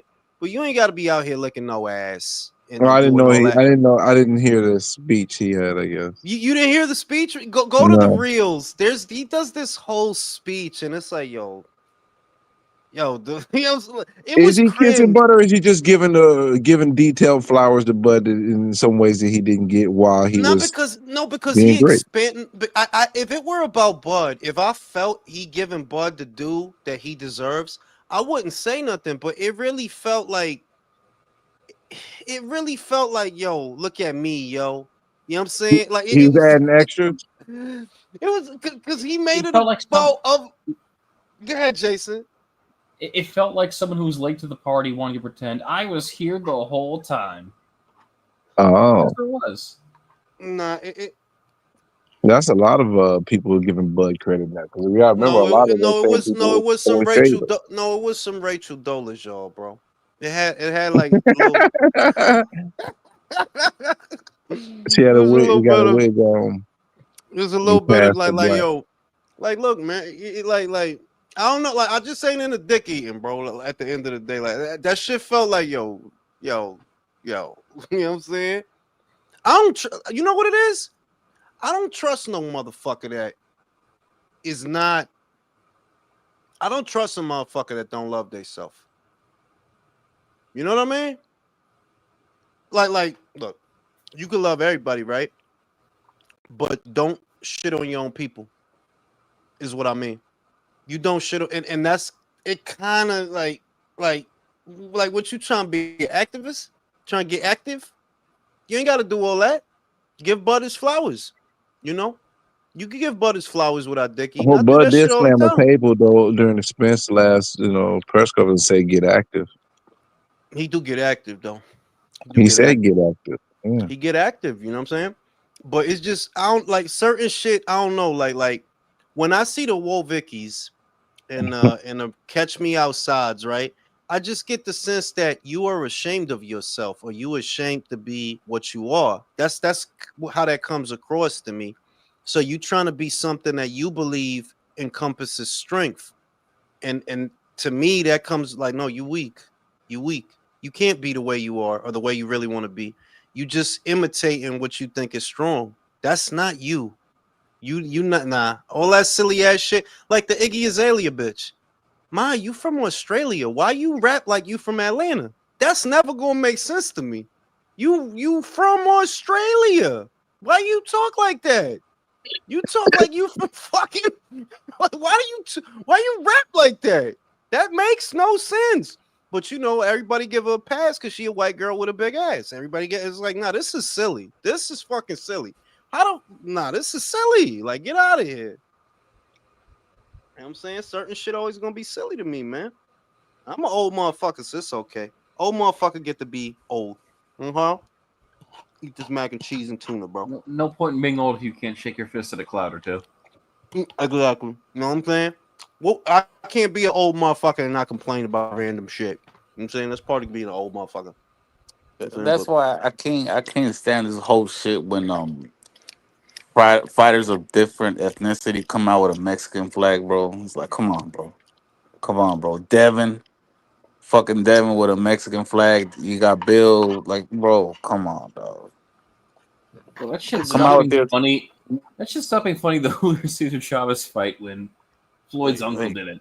Like, Yeah. lame Come ass out shit. with come out with the American flag or some shit. Like, come on. or just be original and stop. Because one thing that I think one thing that has always been with me, even when I was a young moron, is I hate seeing motherfuckers just be doing shit because other motherfuckers be doing shit. You know what I mean? So, because Floyd came out with the mariachi joint, or y'all dick eating motherfuckers gonna come out with the mariachi joint, right? Because you not doing it to like, are you doing it to pay homage to Mexican fighters? Are you? Or you just dick eating Floyd? And you know what the answer? You just dick eating Floyd. You seen Floyd do it, now you want to do it because you're a bunch of dick eaters. Be real. You think when Javante came out with that shit, that was to pay homage to Mexican? No. You did that because Floyd did that. And every motherfucker, yeah, y'all doing that shit just because y'all dick eating Floyd. Certain motherfuckers, hey man, certain motherfuckers is made for dick eating, man. Certain motherfuckers is made to lead, certain motherfuckers is made to follow. That's what I see. That shit corny. Just come out with your own shit, man. Do what Stephen Some Fulton did. Come out with your own fight kit. You know, you come out with your own shit. some are made to lead, some are made to follow, and some just swallow. Yeah, some should have been swallowed, motherfucker. Shit is crazy, you know. But yeah, fucking AJ ain't coming back till next year. Fuck. Yeah. You he might well retire, bro, for being honest. I mean, he's still got one or two big fights that he could have, but yeah, I mean, really, it's the Fury fight, ain't it? That's the That's one. yeah, That's the that's one. literally it. Yeah, And if we, they're we not gonna, know Fury, we know that bitch is not retired, but Now he's not. Fury's not retired. But he'll be back, and that's what keeps AJ around is the promise of the Fury fight. That yeah, it would be a shame if y'all didn't fight because we never got Wilder versus AJ. But y'all two like y'all gotta fight. If Amir Khan and Kell Brook can fight, y'all can fight. You know, it don't gotta be for a belt. It's never really been about a belt with you two guys. It's been about bragging rights. just sell Wembley Stadium and that's it. Yeah, Yeah. And, and I and to be and I would honest, still watch that shit. Mhm. yeah, but to be honest, those who Mauricio, don't, Mauricio's gonna come out with the beans and toast belt just for For them. real. Motherfucker gonna probably. come out with the HP brown sauce belt. Mm-hmm. The Earl The Grey fish and belt, chips. fish and chips belt and shit. But yeah, man, a byproduct of all these fights that Turkey made is we got a lot of them at once, so now shit is dry. Hmm. We got a lot of them. We got Better Beef. We got Bivol, Usyk, Dubois. We got a lot of shit real quick. So now shit is like low key dry. It's like I it's good think and bad. that's why I was like, man, like I don't want to sound like I'm complaining, but that's too much, bro. All those fights are main event fights, bro. Yeah. That's the byproduct that using all those fighters all at once in rapid succession has resulted in a thinner overall schedule because it's not spread out throughout the calendar year, you know? Like it's I ain't ungrateful though. It's just that I wish that the other promoters that okay, if this is what's going on, yo, Matchroom, can y'all do a couple of extra shows? Because I know y'all got the money. How I know y'all got the money? Y'all ain't had to pay Bivol a person a minute. Turkey been paying his shits, right? You ain't doing Bam next fight. Turkey doing Bam next fight. So it's like whatever surplus of cash that you got or for Turkey using your fighters, yo, do some extra shows, man. Didn't have to pay Fill for up the MJ's schedule, last fight. right? You ain't have to pay him. He knew he paid him. Shit. Yeah, man, shit type dry. Shit is dry. I'm pretty sure I'm not just hopeful, but I'm fairly confident that a lot of the a lot of the gaps will be filled next year. A lot of them. Just tell Top Rank to hurry up and just announce the Stars deal already. That's what I don't get. That why haven't they announced that deal? Because Stars is not. Who was it that they said is in the midst of them? They said Warner Brothers Discovery is in the midst of a merger, and because of that, that might be why they can't commit to a big deal yet because they're in the midst of a merger. But it's like, well, ain't you got like 2 other people you talking to? Announce them shits, you know? Also, doesn't Stars already have Top Rank shit on their thing? Yeah, that's what I heard. they got it. Yeah, they got their catalog and shit already. So that lets you know that the deal is imminent because they got their catalog and shit already. So I just wish they would do some shows like, yo, if Richard Torres and Emiliano Vargas are going to be fighting south of the border, where the fuck are we supposed to watch it? Wherever You know? we can. It's not an Wherever- answer, country. A pirate flag near you. Oh, you got a better answer? VPN, I guess, because it's on ESPN, and that's the other thing that I said, based on what I was told, that it's not that ESPN wants to leave boxing. It's not that. They don't want exclusivity anymore. So they're not going to make that huge commitment that they made before of $90 million a year. They don't want to do that anymore. But it's not that they don't want to be in boxing. They still want to be in boxing, just with more wiggle room. And it looked like maybe Top Rank could work something out with them. And that's what the article that I read earlier, that's what it said, that they might have like a friends with benefits type thing going on. That no, they're not in a committed relationship, but they could work something out. Top Rank give them a little pussy every so often. You know, friends with benefits, shit like that. I love that. I don't. To be honest, I don't hate that because that's the way it used to be. Networks bid on a specific fight. They didn't have this exclusive exclusive deal with a fucking promotion outfit. The fuck?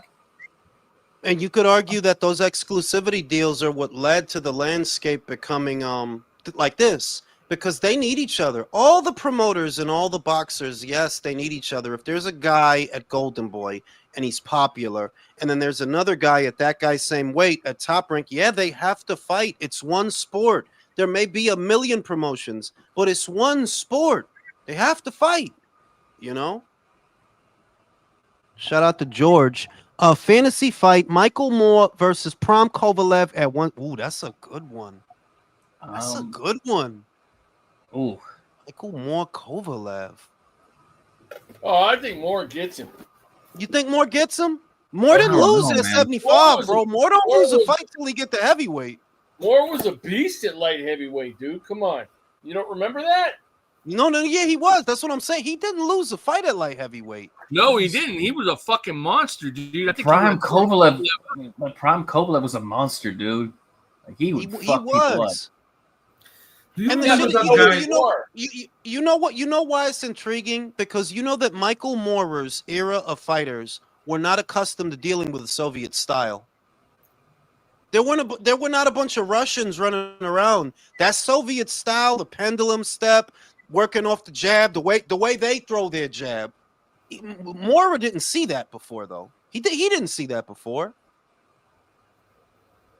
I'm leaning towards Michael Moore, but You know it's a what? good one. That's a good one. Do you remember that guy that fought called Chilemba? Isaac Chilemba, yep. Yeah, I think that guy was actually the reason that War wanted to fight Kovalev, because Kovalev won that fight, but it looked very weird. That it was very clear that fighting up close was a no for Kovalev.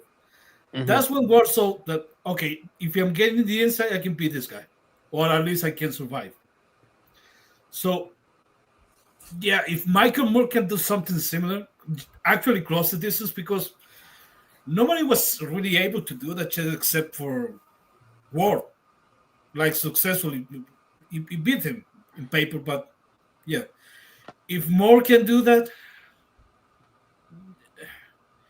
No, yeah. And Moore was a 75-75. Ward was a 68-75. You know? Yeah. He's a 68-75. Mora was a 75 with 75 power, with 75 dimensions. Like, yeah, Mora's the pick. Mora is the pick. I'd go with Mora. I think so, but whatever. I could be wrong. Remember, we're talking about a fantasy fight country. We can't be wrong because the shit ain't gonna happen. You know, we can't be wrong. But yeah, Mora is it's just you got to look at the 75s that Mora fought and say, well, are these guys really on par with Sergey? Did he see a guy? You know, did he see a guy like that?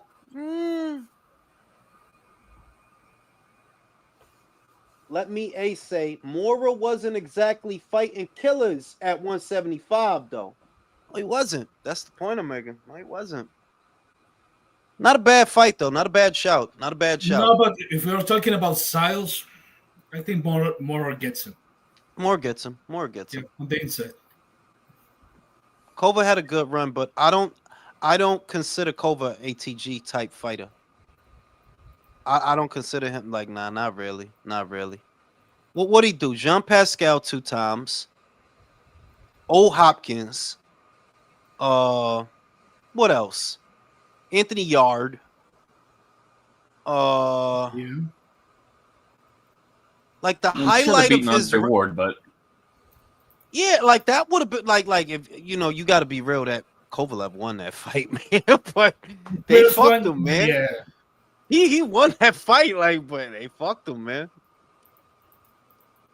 He won both. Well, the first one definitely he won. The second one was I don't know.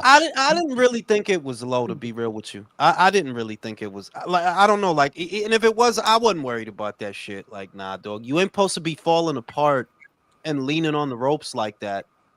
Like the way he went, like nah, dog, you lost, bro. You lost. honestly, I say it's low. I say it was low just because I was salty that he got robbed in the first fight. It's like, nah, it was low, and Ward should be disqualified. Yeah. But I saw a guy earlier. They were arguing about Golovkin and Ward, right? And Tom Loeffler was in the discussion, and he was basically explaining what happened with Andre Ward. And per usual, you get some fucking idiot saying that Ward would have been a huge fight. No, it wouldn't. Ward fought Kovalev and didn't fucking sell anything, you fucking idiot. It wouldn't have been a huge fight. Like, what about Ward was ever huge? like, all you have to say that shit is. No, go ahead, Jason. All I have to say that shit is the thing I always say. It's like they both fought in the same city in Ward's backyard. Golovkin got the big arena with all the big seats, sold out on pay-per-view, and Ward had to fight in the back room with hundreds and hundreds. Yeah, because basically the argument was that Golovkin was more willing to fight Carl Froch than he was Ward. You know, that old argument. It's like, well, Froch would have been a money fight. Ward is not a money fight. Chavez would have been a money fight. Ward is not a money fight. The fuck are you not understanding? Ward is not a money guy. Like, you could go to Tom Loeffler's page and see the entire exchange. It's like, bro, like, do y'all motherfuckers not know how to? Do y'all not know how to argue without lying or saying stupid shit? Ward was not a money fight. The Kovalev fight is the biggest fight of Ward's career, and that shit didn't sell nothing. 150,000 buys. It was something like that, like 159, some shitty ass number. And this was in what, 2017, 28? Like, yeah, dog, that dude is not a big fight. It's not a big fight. Yeah, it's that, and the intangible was that fighters like Ward and fighters like Demetrius Sandwood, you guys are boxers, but a lot of what you do in the ring is not actually boxing. So when a guy like, because Golovkin, you can see the guy using the jab is walking down his opponent, he's using the cross, but he's not clinching a lot. He's not using his elbows. So he headbutts you every once in a while, but instead, Ward, that guy was always held dirty. Yeah. Like a fuck. So you are gonna fight a guy like that voluntarily? No. No, because let me say the shit that ruffle feathers, and I hope motherfuckers hear it. I think Golovkin would have beat Ward. Yeah, Now I do. maybe.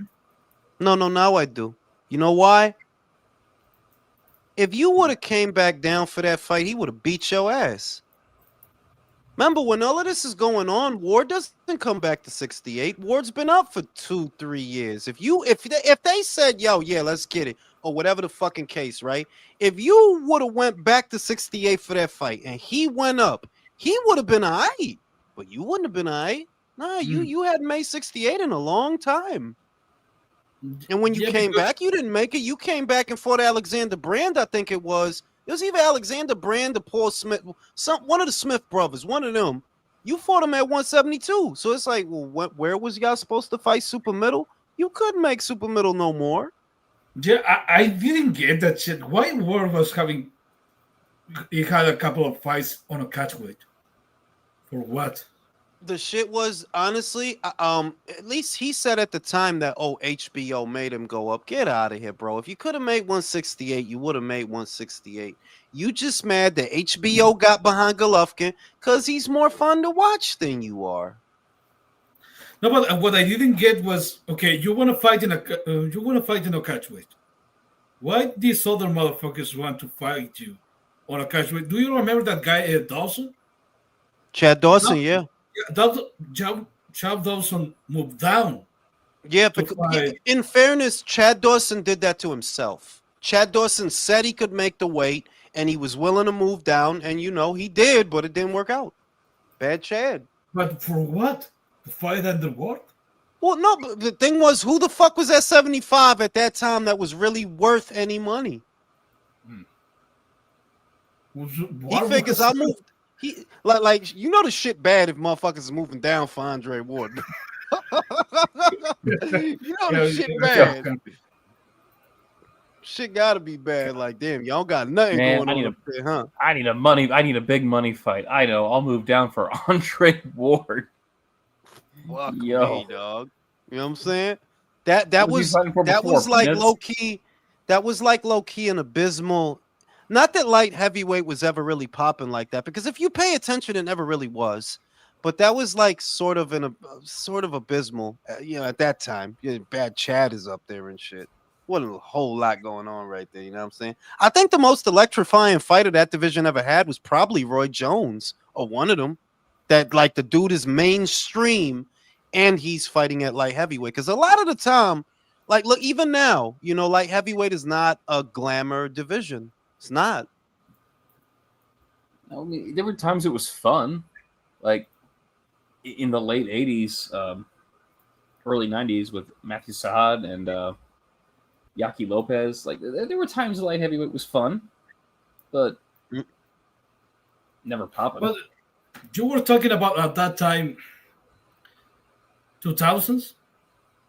Yeah. No, 2000 from 2000 to 2010, because if there is no good enough lightweights at that time, I have to assume that talent would have been siphoned by other sports, maybe the NBA, something like that. On one end, you say that some of the American fighters may be gravitating towards other sports, which is why they don't produce as many world-class boxers. But that still sounds like an apology, because what if it's just that, the world opened up to boxing and now it's harder?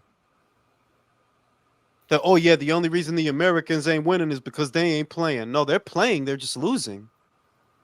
Like also those, also Leo, those sports, basketball, football, whatever, there's only so many spots on so many teams. Like there's still great athletes who will have to do something else and don't make it. So remember, like, you had Marcus Brown, right? Here he's an example that America was producing.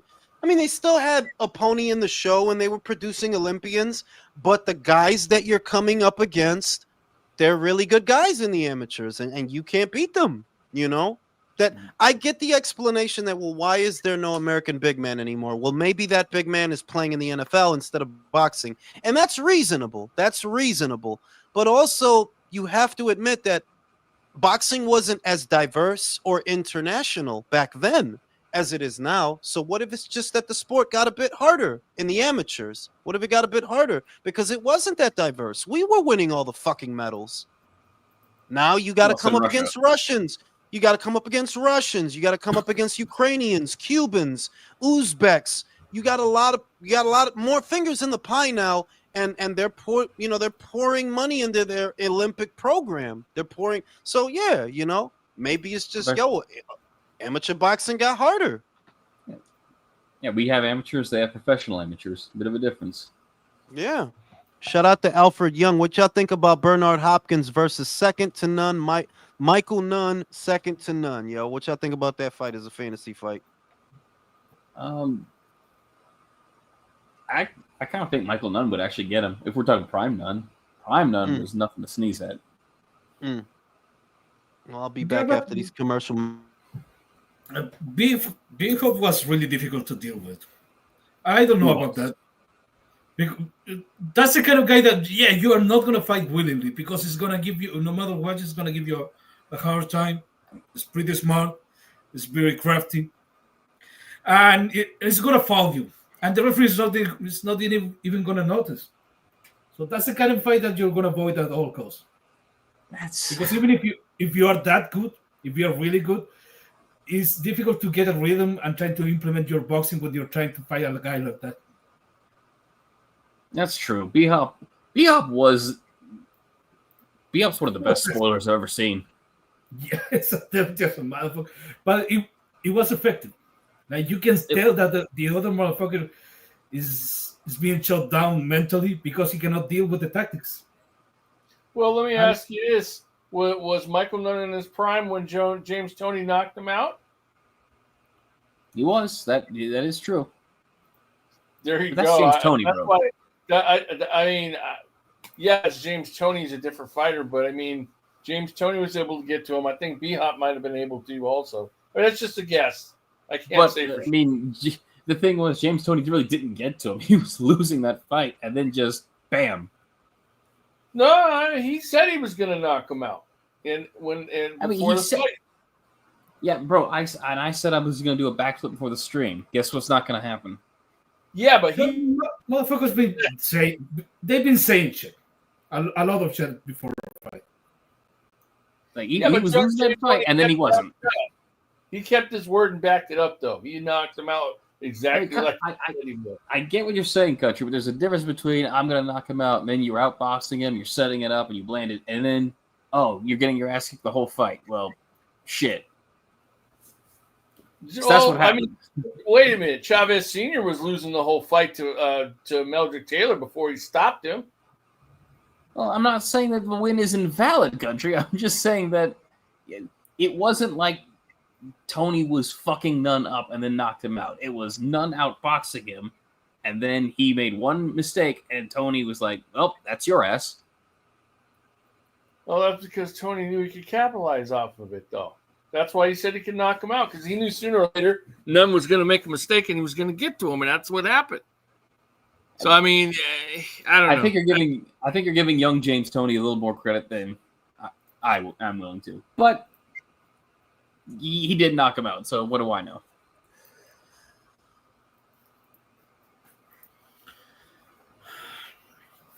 Yeah. I just think, but Leo's point was convincing that B-Hop is such a fucking spoiler, dude. Like, you want to root against him every time he fights, but then he just beats the shit out of whoever he's up against. Yeah. Like, bro, there are still Puerto Ricans who cry to this day if you bring up B-Hop and Felix Trinidad. Oh God, yes. Bro! Every time someone it takes everything within me when someone posts a Felix Trinidad thing on Twitter, not to just post B-Hop right underneath it. Like, remember this guy? Remember what this guy did?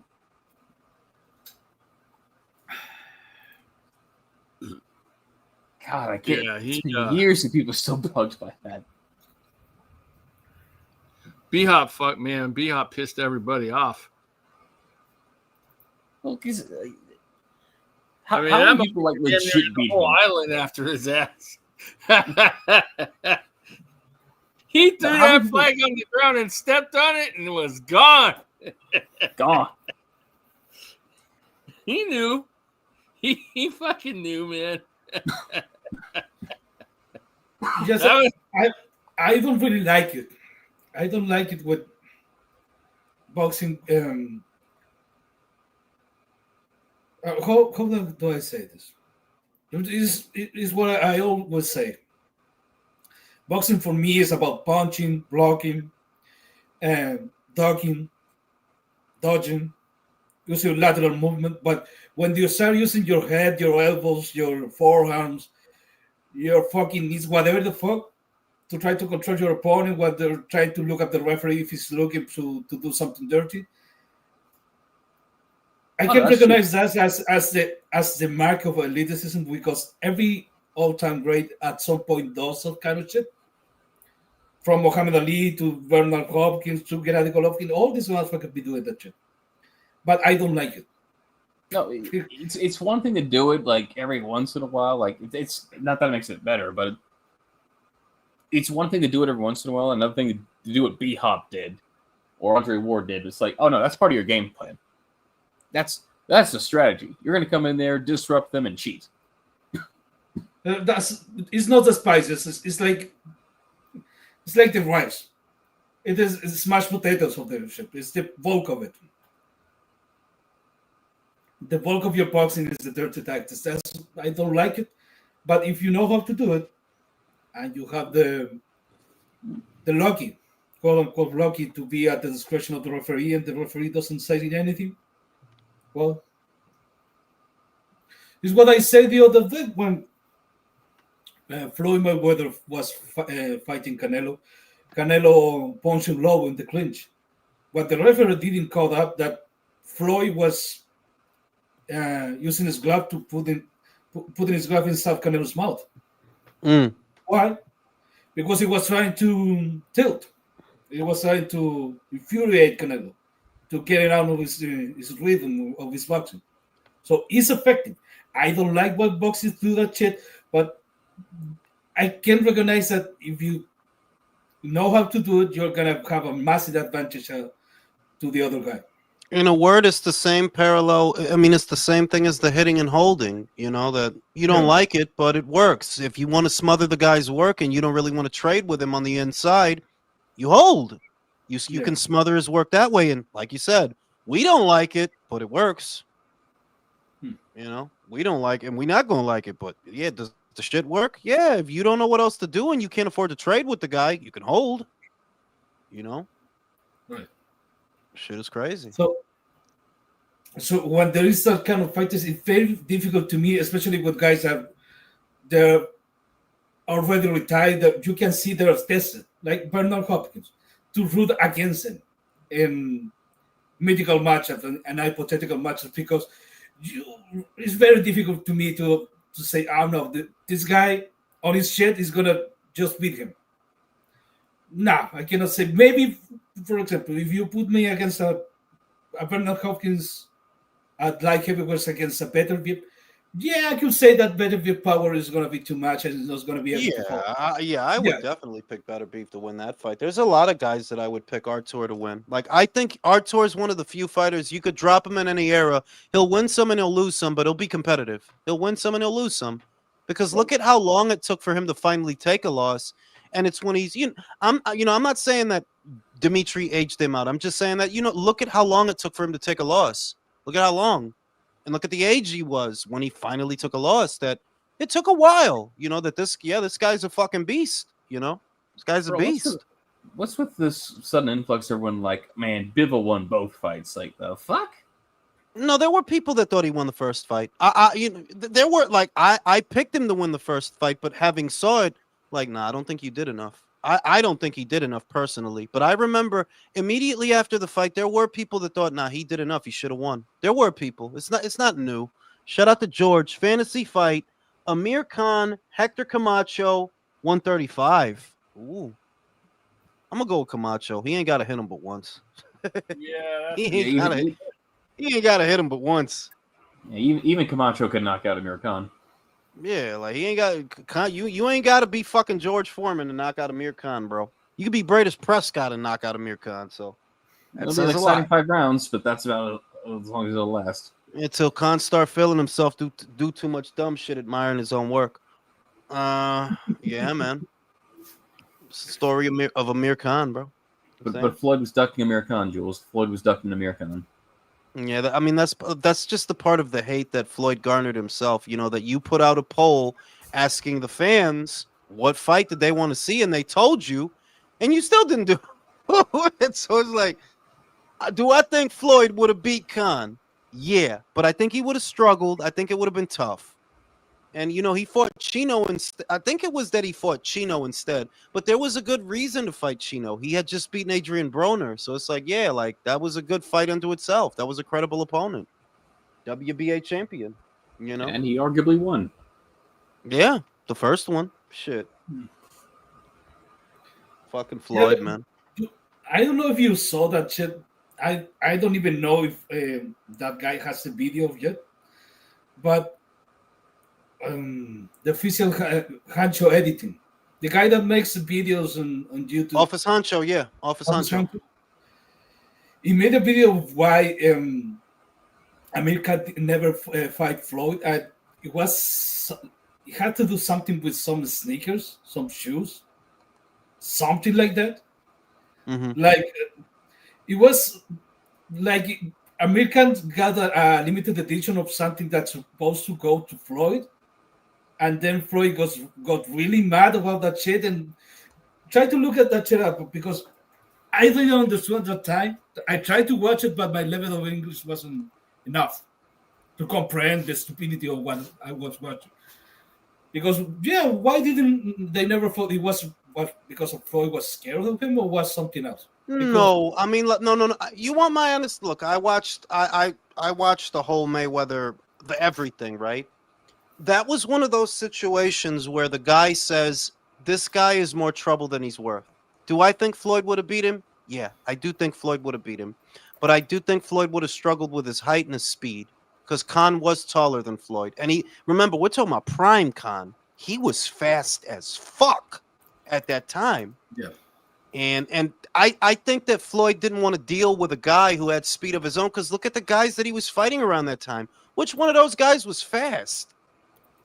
No one really. I think the last guy that was kind of fast was Zab. Yeah, Zab, Super Zab. Super Zab. Shane mostly. I'm not gonna say that it was the fastest. Shane had speed, and Shane did just beat the shit out of Margarito. So it's like, yeah, you get it. But I just think that Floyd made a decision not to fight that dude because he know this might get rough because the guy is quick. He is quick. Got a good background. He come from Team GB. He's an Olympian. I think that Floyd didn't want to fight that dude because he was quick. Honestly, I don't call it a duck because he fought better fighters than Amir Khan, so I'm not gonna call it a duck. But I'll just say he looked at that dude and said, "I don't feel like doing this." That's what I think it was. I don't feel like dealing with that. Yeah, the video is still up. It says, "How Floyd Mayweather finesse Amir Khan out of a match." It has something to do with some shoes, but I wanna watch the video and then I'm gonna comment it. But yeah. What's next in the schedule?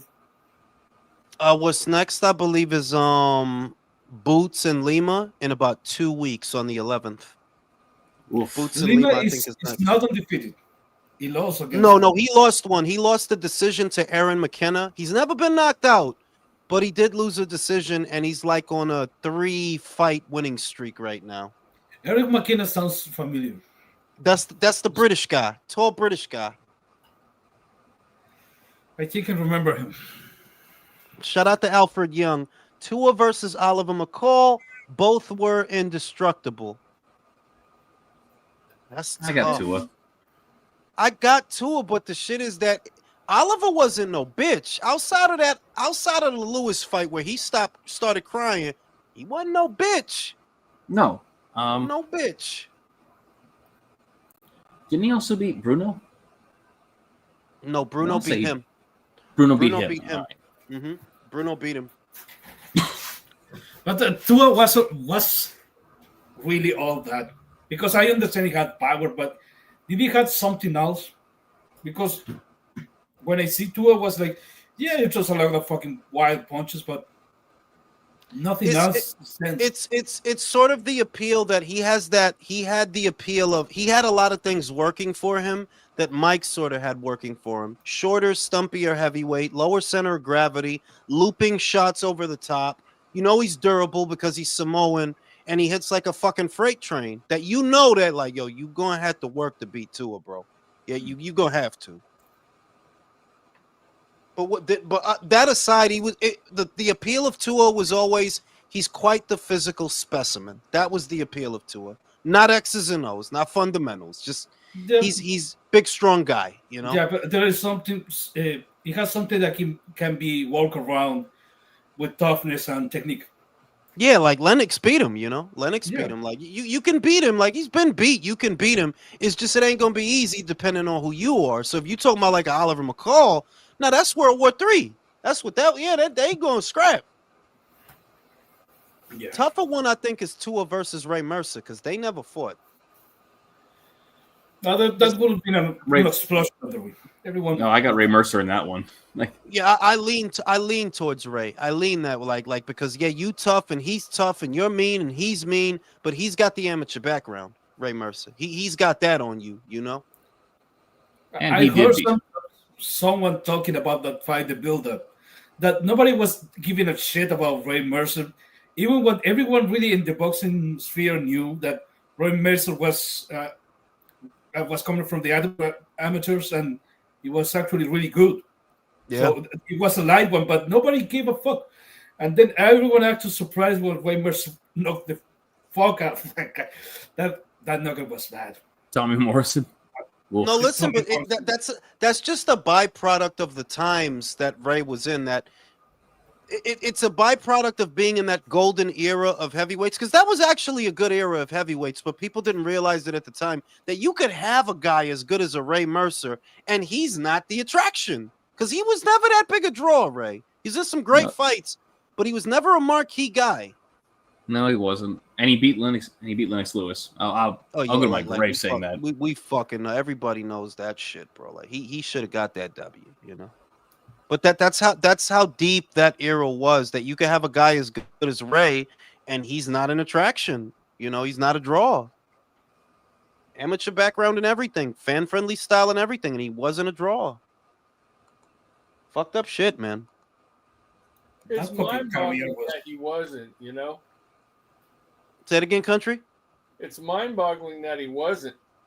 No, it's just because there were so many other guys at that time. Like you got Lewis and Tyson wasn't really Tyson at that time that Ray was running around. Like he was already, you know, he's kind of washed. But you know, you got Lennox and Tyson and Bo and Holyfield still hanging around. It was a lot, you know, it was a lot. Yeah, that is for guys like Tyson and Muhammad Ali. And one of the things that make them special in the ring was because they were different. But Muhammad Ali was very different to the rest of the heavyweights. Yeah. The way they move, and Tyson was at the same time was the opposite of Muhammad Ali, but still it was very fucking different to all the heavyweights. Yeah. They were exciting because of that. They were winning. They had those are two guys that had something that the rest of the fighters in their era didn't have. Like Tyson had phenomenal foot speed, phenomenal hand speed, hair trigger punches, fast as fuck, mean as fuck. Like yeah, he was a specimen, you know. He was a specimen. Yeah. So many fantasy fights with Mike, you know. Fucking Joe Frazier, George Foreman. Like, yeah, man, but that's what it is. You had something different to everybody in your era. That's why people remember you, you know. No, but I'm the opinion that Foreman would have gotten Mike Tyson and any era. I don't know. And any era. I mean, is it possible if you're talking about that young Foreman that fought Joe Frazier? Yeah, you could see that though. Like, yeah, I could see that. But on the other side of it, I could see Mike being so fast that he might force a TKO. I could see that too, just because he's so fast. Nobody else was doing. Go look at that era. it wasn't guys like Mike. Like, bro, he would have jumped on Foreman. And yeah, maybe Foreman gets in with a few good ones. I'm not saying that he doesn't, but Mike put his punches together really fucking fast, though. He did. Like, he put his punches together really fucking fast. He knocks you down a couple of times. Maybe they wave it off. It's not like George couldn't be knocked down. Jimmy Young knocked him down. Yeah, but at the same time, I feel like that's the difficult thing about Mike Tyson. We were talking about him. Everyone talk about his prime, but what was really his prime? Because when people talk about, no, this is a prime Mike Tyson, and then you talk about the Buster Douglas fight, no, because it wasn't in his prime. Because, okay, what is it? I would say this. When people say prime Tyson, honest to God, Leo, I think of the Mike that fought Trevor Berbick and Michael Spinks. That is Mike in his prime to me. You know, the prime Tyson. But I would go as far as saying that it doesn't have to be prime Mike in that fight. If you give me the Mike Tyson that fought Frank Bruno in the first fight and the second fight, yeah, you could put him in there with George Foreman. He was still fast. He was still mean. He still had a lot of his properties. And that's after the Buster Douglas loss. Unless I'm mistaken. Yeah, that was after the Buster Douglas loss that he fought Frank Bruno 2 times. Yeah. But you can use that Mike in a fantasy fight. Like, yeah, he was still fast. He's still mean and all that shit. You know? I would have liked to have seen Mike and Ike Ibeabuchi, man. Oh, yeah, man. Whoo, that would have been a fucking barn burner. Depending on when it happened, I think I may have gotten him. No, but talking about the Foreman fight, look, when I saw the first Evander Holyfield, even the second one, the reason why you lost is because the same reason that I was talking before. You were doing shit that they're not boxing, but they're breaking the other guy's rhythm. And Mike he had that thing that he could not really handle that kind of thing. That when the guy is putting his elbow, he's using his head, it really messed Mike Tyson's up mentally. And he crashed out like probably the most famous crash out in the history of boxing. Honestly, yeah. He bit the motherfucker's ear off. You know how mad you got to be to bite a motherfucker in the ear? Yeah, and motherfucker was furious. And what I'm saying is, Foreman is that kind of fighter. Foreman. No, he's not. No, he's not. Yeah. No, he's not. Foreman wasn't grimy and gritty like that. And the other thing is, if Foreman was not grimy and gritty like that, stop it. No, he wasn't. No, he wasn't. No, he wasn't. Okay. Did you still become the ring fight? What? He was swinging for the fences because Ali was letting him. Ali's not really fighting back. He's covering up. He's laying on the ropes. Yeah, but you're gonna see in that fight all the dirty tactics. They're both being dirty. I'm not gonna negate that. That Foreman was being dirty, or I feel like Ali was being dirty. No, they were both being dirty. It was a great match with the battle of endurance. But Foreman was using his head, he was using his elbow, he was using every dirty tactic. I'm gonna say this. In a fight like that, what it really is, and you got to give the power to Foreman. I give the power to Foreman, and I'm a Mike Tyson fanboy. You got to give the power to Foreman, but the speed, bro. You got foot speed, hand speed. You got to give that to Mike.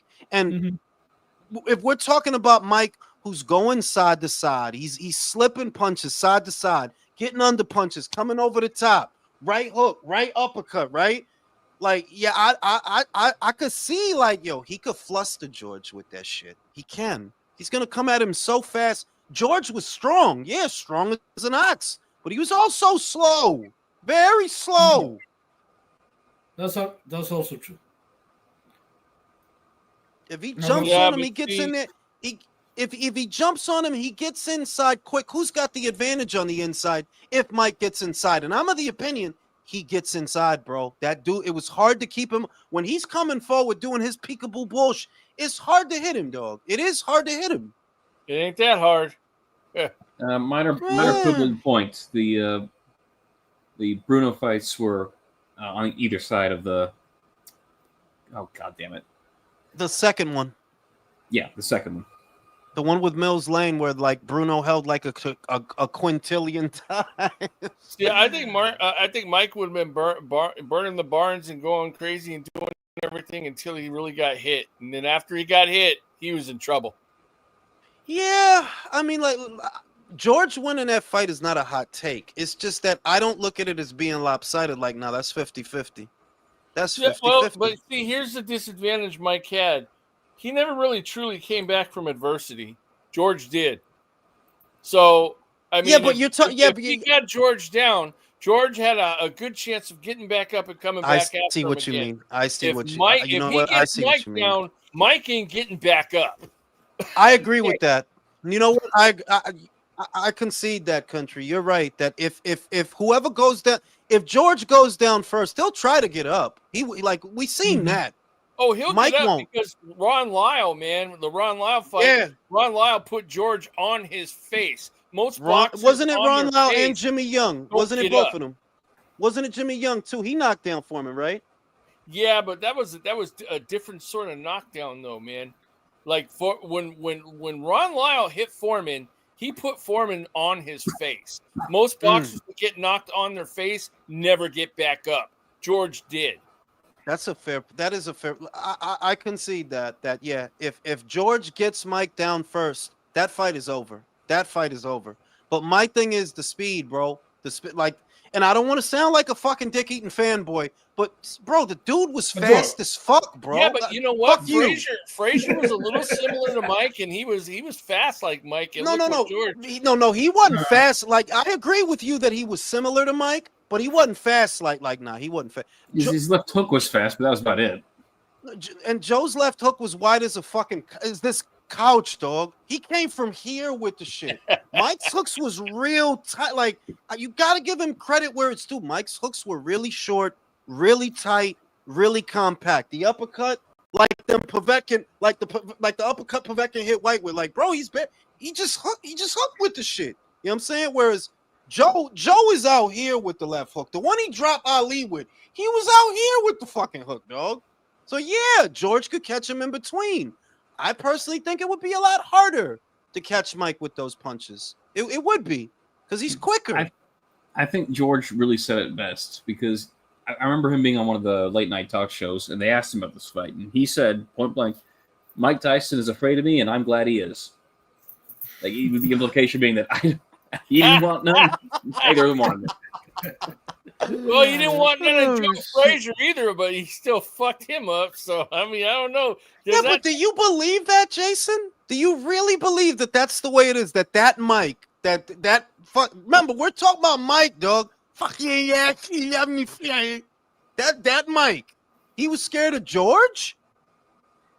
Well, do I honestly think that? Do I honestly think that? No, but I do think it's a great line. It's like, I think both guys were overly cautious of each other. I do think that. Refer to George as a monster, so I don't know, man. I know, but remember, country, when George came back, it's not like like when George came back, it's not like people like they looked at him like they used to look at him when he came. Like, no. They didn't, because he was older. He was everybody underestimated him though, because he still had his power. Because even Holyfield said that George hit him so hard, he asked his corner if his teeth were still there. Because he thought George knocked all his teeth out, man, because he hit him so fucking hard. Yeah, I'm just saying that it's hard to believe at that time that Mike was scared of George. He was scared of George at that time. When people don't even know, when people looking at George crazy. I don't know about that. I don't know. What I kind of liked is when Mike took revenge on Larry Holmes for Muhammad Ali. He fucked his ass up, man. Yeah, he fucked him up. He did fuck him up. I didn't find out about that part till after the fight was over, though. You know, no, none of us knew at the time. Yeah, none of us knew at the time. What I was gonna say was what helps George's case is, you know what? It's not like George wasn't fighting people, because he was. I'm talking about he was fighting people in the comeback. You know, he was. So you got to give him that. Maybe there's something to it, but it's very hard for me to imagine that they looked at that Mike, that's bugging the fuck out all the time, that he looked at that George and said, "No, I'm scared." Okay, but the Larry Holmes. Larry Holmes is a very good point, because we know that Larry Holmes, when he fought Mike Tyson, he wasn't on his prime. So, how old was he? 36? Larry Holmes? No, I don't remember. No, In that he was fight, I older- think he was. He was older Let me than look it that. up, country. Let me look it up. Let me look it up. I agree with you though, Leo. I don't think I would say that Larry Holmes was not in his prime. I would No, agree that with was the old Larry Holmes, man, big time. This he went through it. But by that time, yeah, it was already. I'm not gonna say watch out, but he had been through a lot.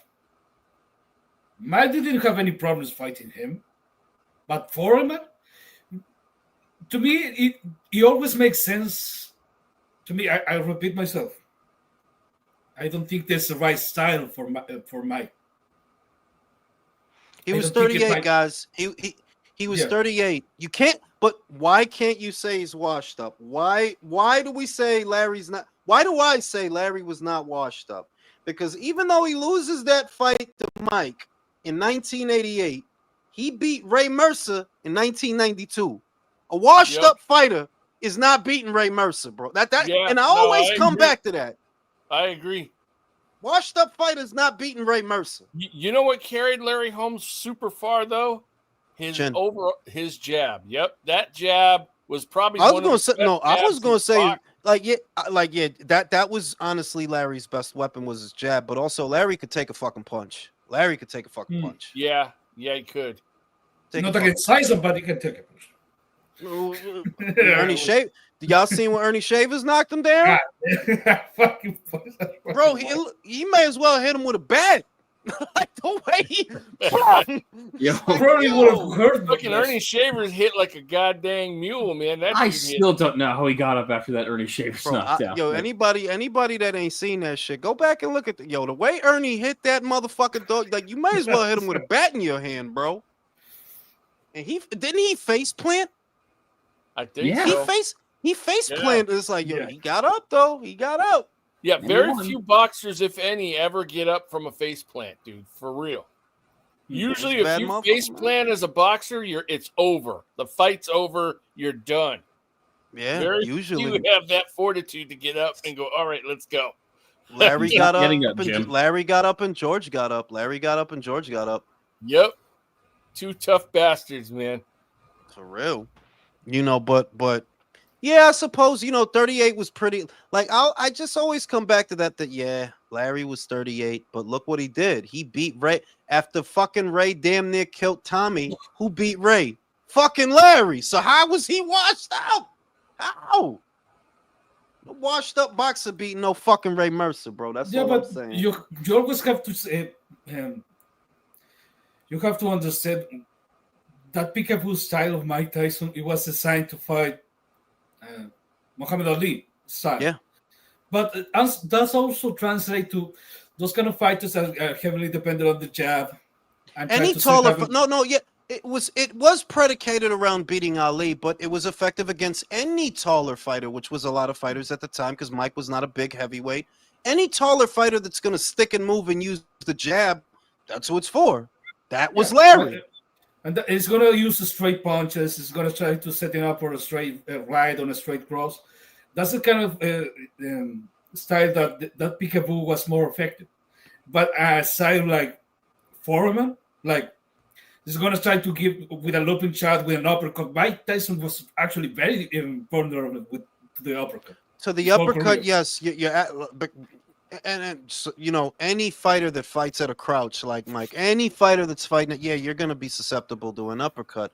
But I'm just, it's hard to imagine that George gets in with it because George was slow, and George was slow when he was young. You know what I mean? He was slow when he was young.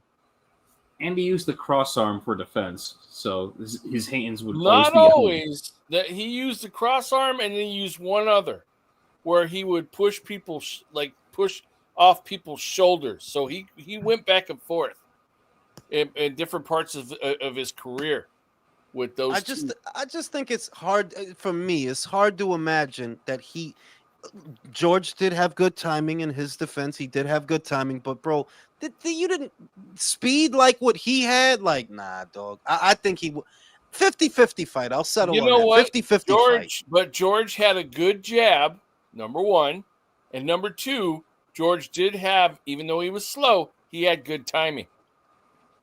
Grit, Yeah. look. Now, what did Leo just say? If you're the taller fighter, which George would have been, and you're trying to jab Mike, well, that's what that fucking peekaboo style is for, country. You're not gonna land that jab. I don't think George would have landed. No, I don't think he would have landed that jab. He would have did his side-to-side bullshit, his metronome bullshit. He would have got inside. And I think once Mike gets inside, he would have flustered George because this guy puts punches together quickly. George is the bigger puncher. No arguments from me. But Mike is noticeably faster. Noticeably. He is. Yeah, but remember, hang on. George adjusted to it and hit him. Well, hang on. Remember how Buster Douglas beat him? It was with the jab. Now, he did it by being on his toes and backing off a bit, but I don't think George would do that. Oh, God, And George could have kept him at bay with that jab, man. I'm telling The you. shit is the Buster Douglas fight is really not a good example for the conversation we're having because we know for a fact this dude was coked up out of his mind, fucking prostitutes the night before. Now, this is not the Mike that I imagine in a fantasy fight. See, but the other problem Mike had, though, was if he didn't respect you, he would come up and let you hit him. And I think he would have tried to pull that shit with George. No. If he tried to pull that shit with George, No way, bro. Like, no fucking way. You don't think Mike would have got overconfident at a certain point and tried to with George Foreman? Not with George. No, sir. I don't know. No. I don't know, dude. All right. Shout out to Samuel. Forget the Jake Paul Nevonte Davis circus. I want to see Macho Sasquatcho and El Homo Loco fight. Did they have a fight, country? I think they did. Homo Loco won. Did. Yeah, well, Homo Loco used to get people in the corner and then like shake his ass on their face and shit. It was for real, dude. Of course. Of course. He would like try to hump you and shit in the ring, and people would like it was hilarious, dude. That shit was fucking funny, man. Damn. Now, yeah. I'll just settle on, and we always go through this. We go through the whole thing so that I could end up saying the same thing. 50-50 fight, dog. To me, that is a 50-50 fight. To me. Okay. That's a 50-50 fight. Fair enough. We can agree and disagree. You're wrong, but fair enough. Well, yeah. I'm just fucking with you, Jules. It's all good. I mean, I know I get it. Like I see the argument for George. I just think it's lopsided. Like, nah, George can be gotten to. Come on. George can be gotten to. Oh, yeah, he wasn't invincible. I'm not saying that, Yeah, but there is something about the old guard fighters that look, I'm not a professional boxer, but I think these guys know when they're taking too much punishment. And some of this they make the executive decision to not to get up. Because they know that I'm gonna take three more punches. I'm not gonna make it out of this. That's what I think Michael Spinks did when he felt the weight on those punches. Like I don't think he was knocked out. I think he felt the weight of those punches. Say, yeah, I'm not gonna take. No, I'm not getting up. Fuck I this. saw a This video where he said Mike almost killed him. That's what I'm saying. Yeah, but do you understand what I'm saying? Is look, maybe I can tolerate the pain. But I know that if this guy keeps punching me like that, something's gonna break. I'm not gonna be the same after this point. So Michael Spinks was all. Oh, the check clear? Yep. Okay, we're staying down. You know what cracked me up was I saw the fight between George Foreman and Muhammad Dwight Qawi. Oh boy, he was pretty scrappy for a minute there. But he kept getting hit too much to the point where he finally said the fucking and walked away. To be fair to Corey, like how far both his weight was that? There were people that said, I remember Clifford Etienne. I remember Bruce Seldon, when Mike fought these guys. There were people that like to say that, no, those guys took dives. And I don't think they took dives. I think, they felt them punches like, yeah, fuck this. I'm staying down here, dog. I don't want to get hit like that again. And that's what it's not that they're taking dives. It's an executive decision. Like, yeah, fuck that. I don't need more of that. Yeah, but to close my point, I think some of these fighters, like the most famous of all, Muhammad Ali. That Muhammad Ali, I think at one point knew that shit was way too damaging for him and his brain, but he didn't care. He kept fighting because other guys would say, "No, something is breaking. I'm not gonna keep doing this shit." Like Yeah. the model case of Kell Brook. Kell Brook, at one point, he realized what was happening to the eye socket, so he told, "Now, I'm gonna take a knee because this shit is getting real. I'm not gonna keep doing this shit. I'm just gonna go home." No, it all worked out in the end. He fucks Ebony Bridges. He has a kid. It's fucking great. And he fucked up Amir Khan. He fucked up me. Like, it all worked out. Like, Brooke is a Cinderella story, bro. Like, yeah, Spence fucked up my eye and Golovkin fucked up the other one. But hey, I'm fucking Ebony Bridges, And I got to beat the shit out of the one dude I wanted to beat the shit out of. Yeah. I mean, he doesn't need to come back. Now, on that note, I'm gonna fucking go to sleep, fellas. I'll see y'all on the next one. Okay, no films. Night, everyone.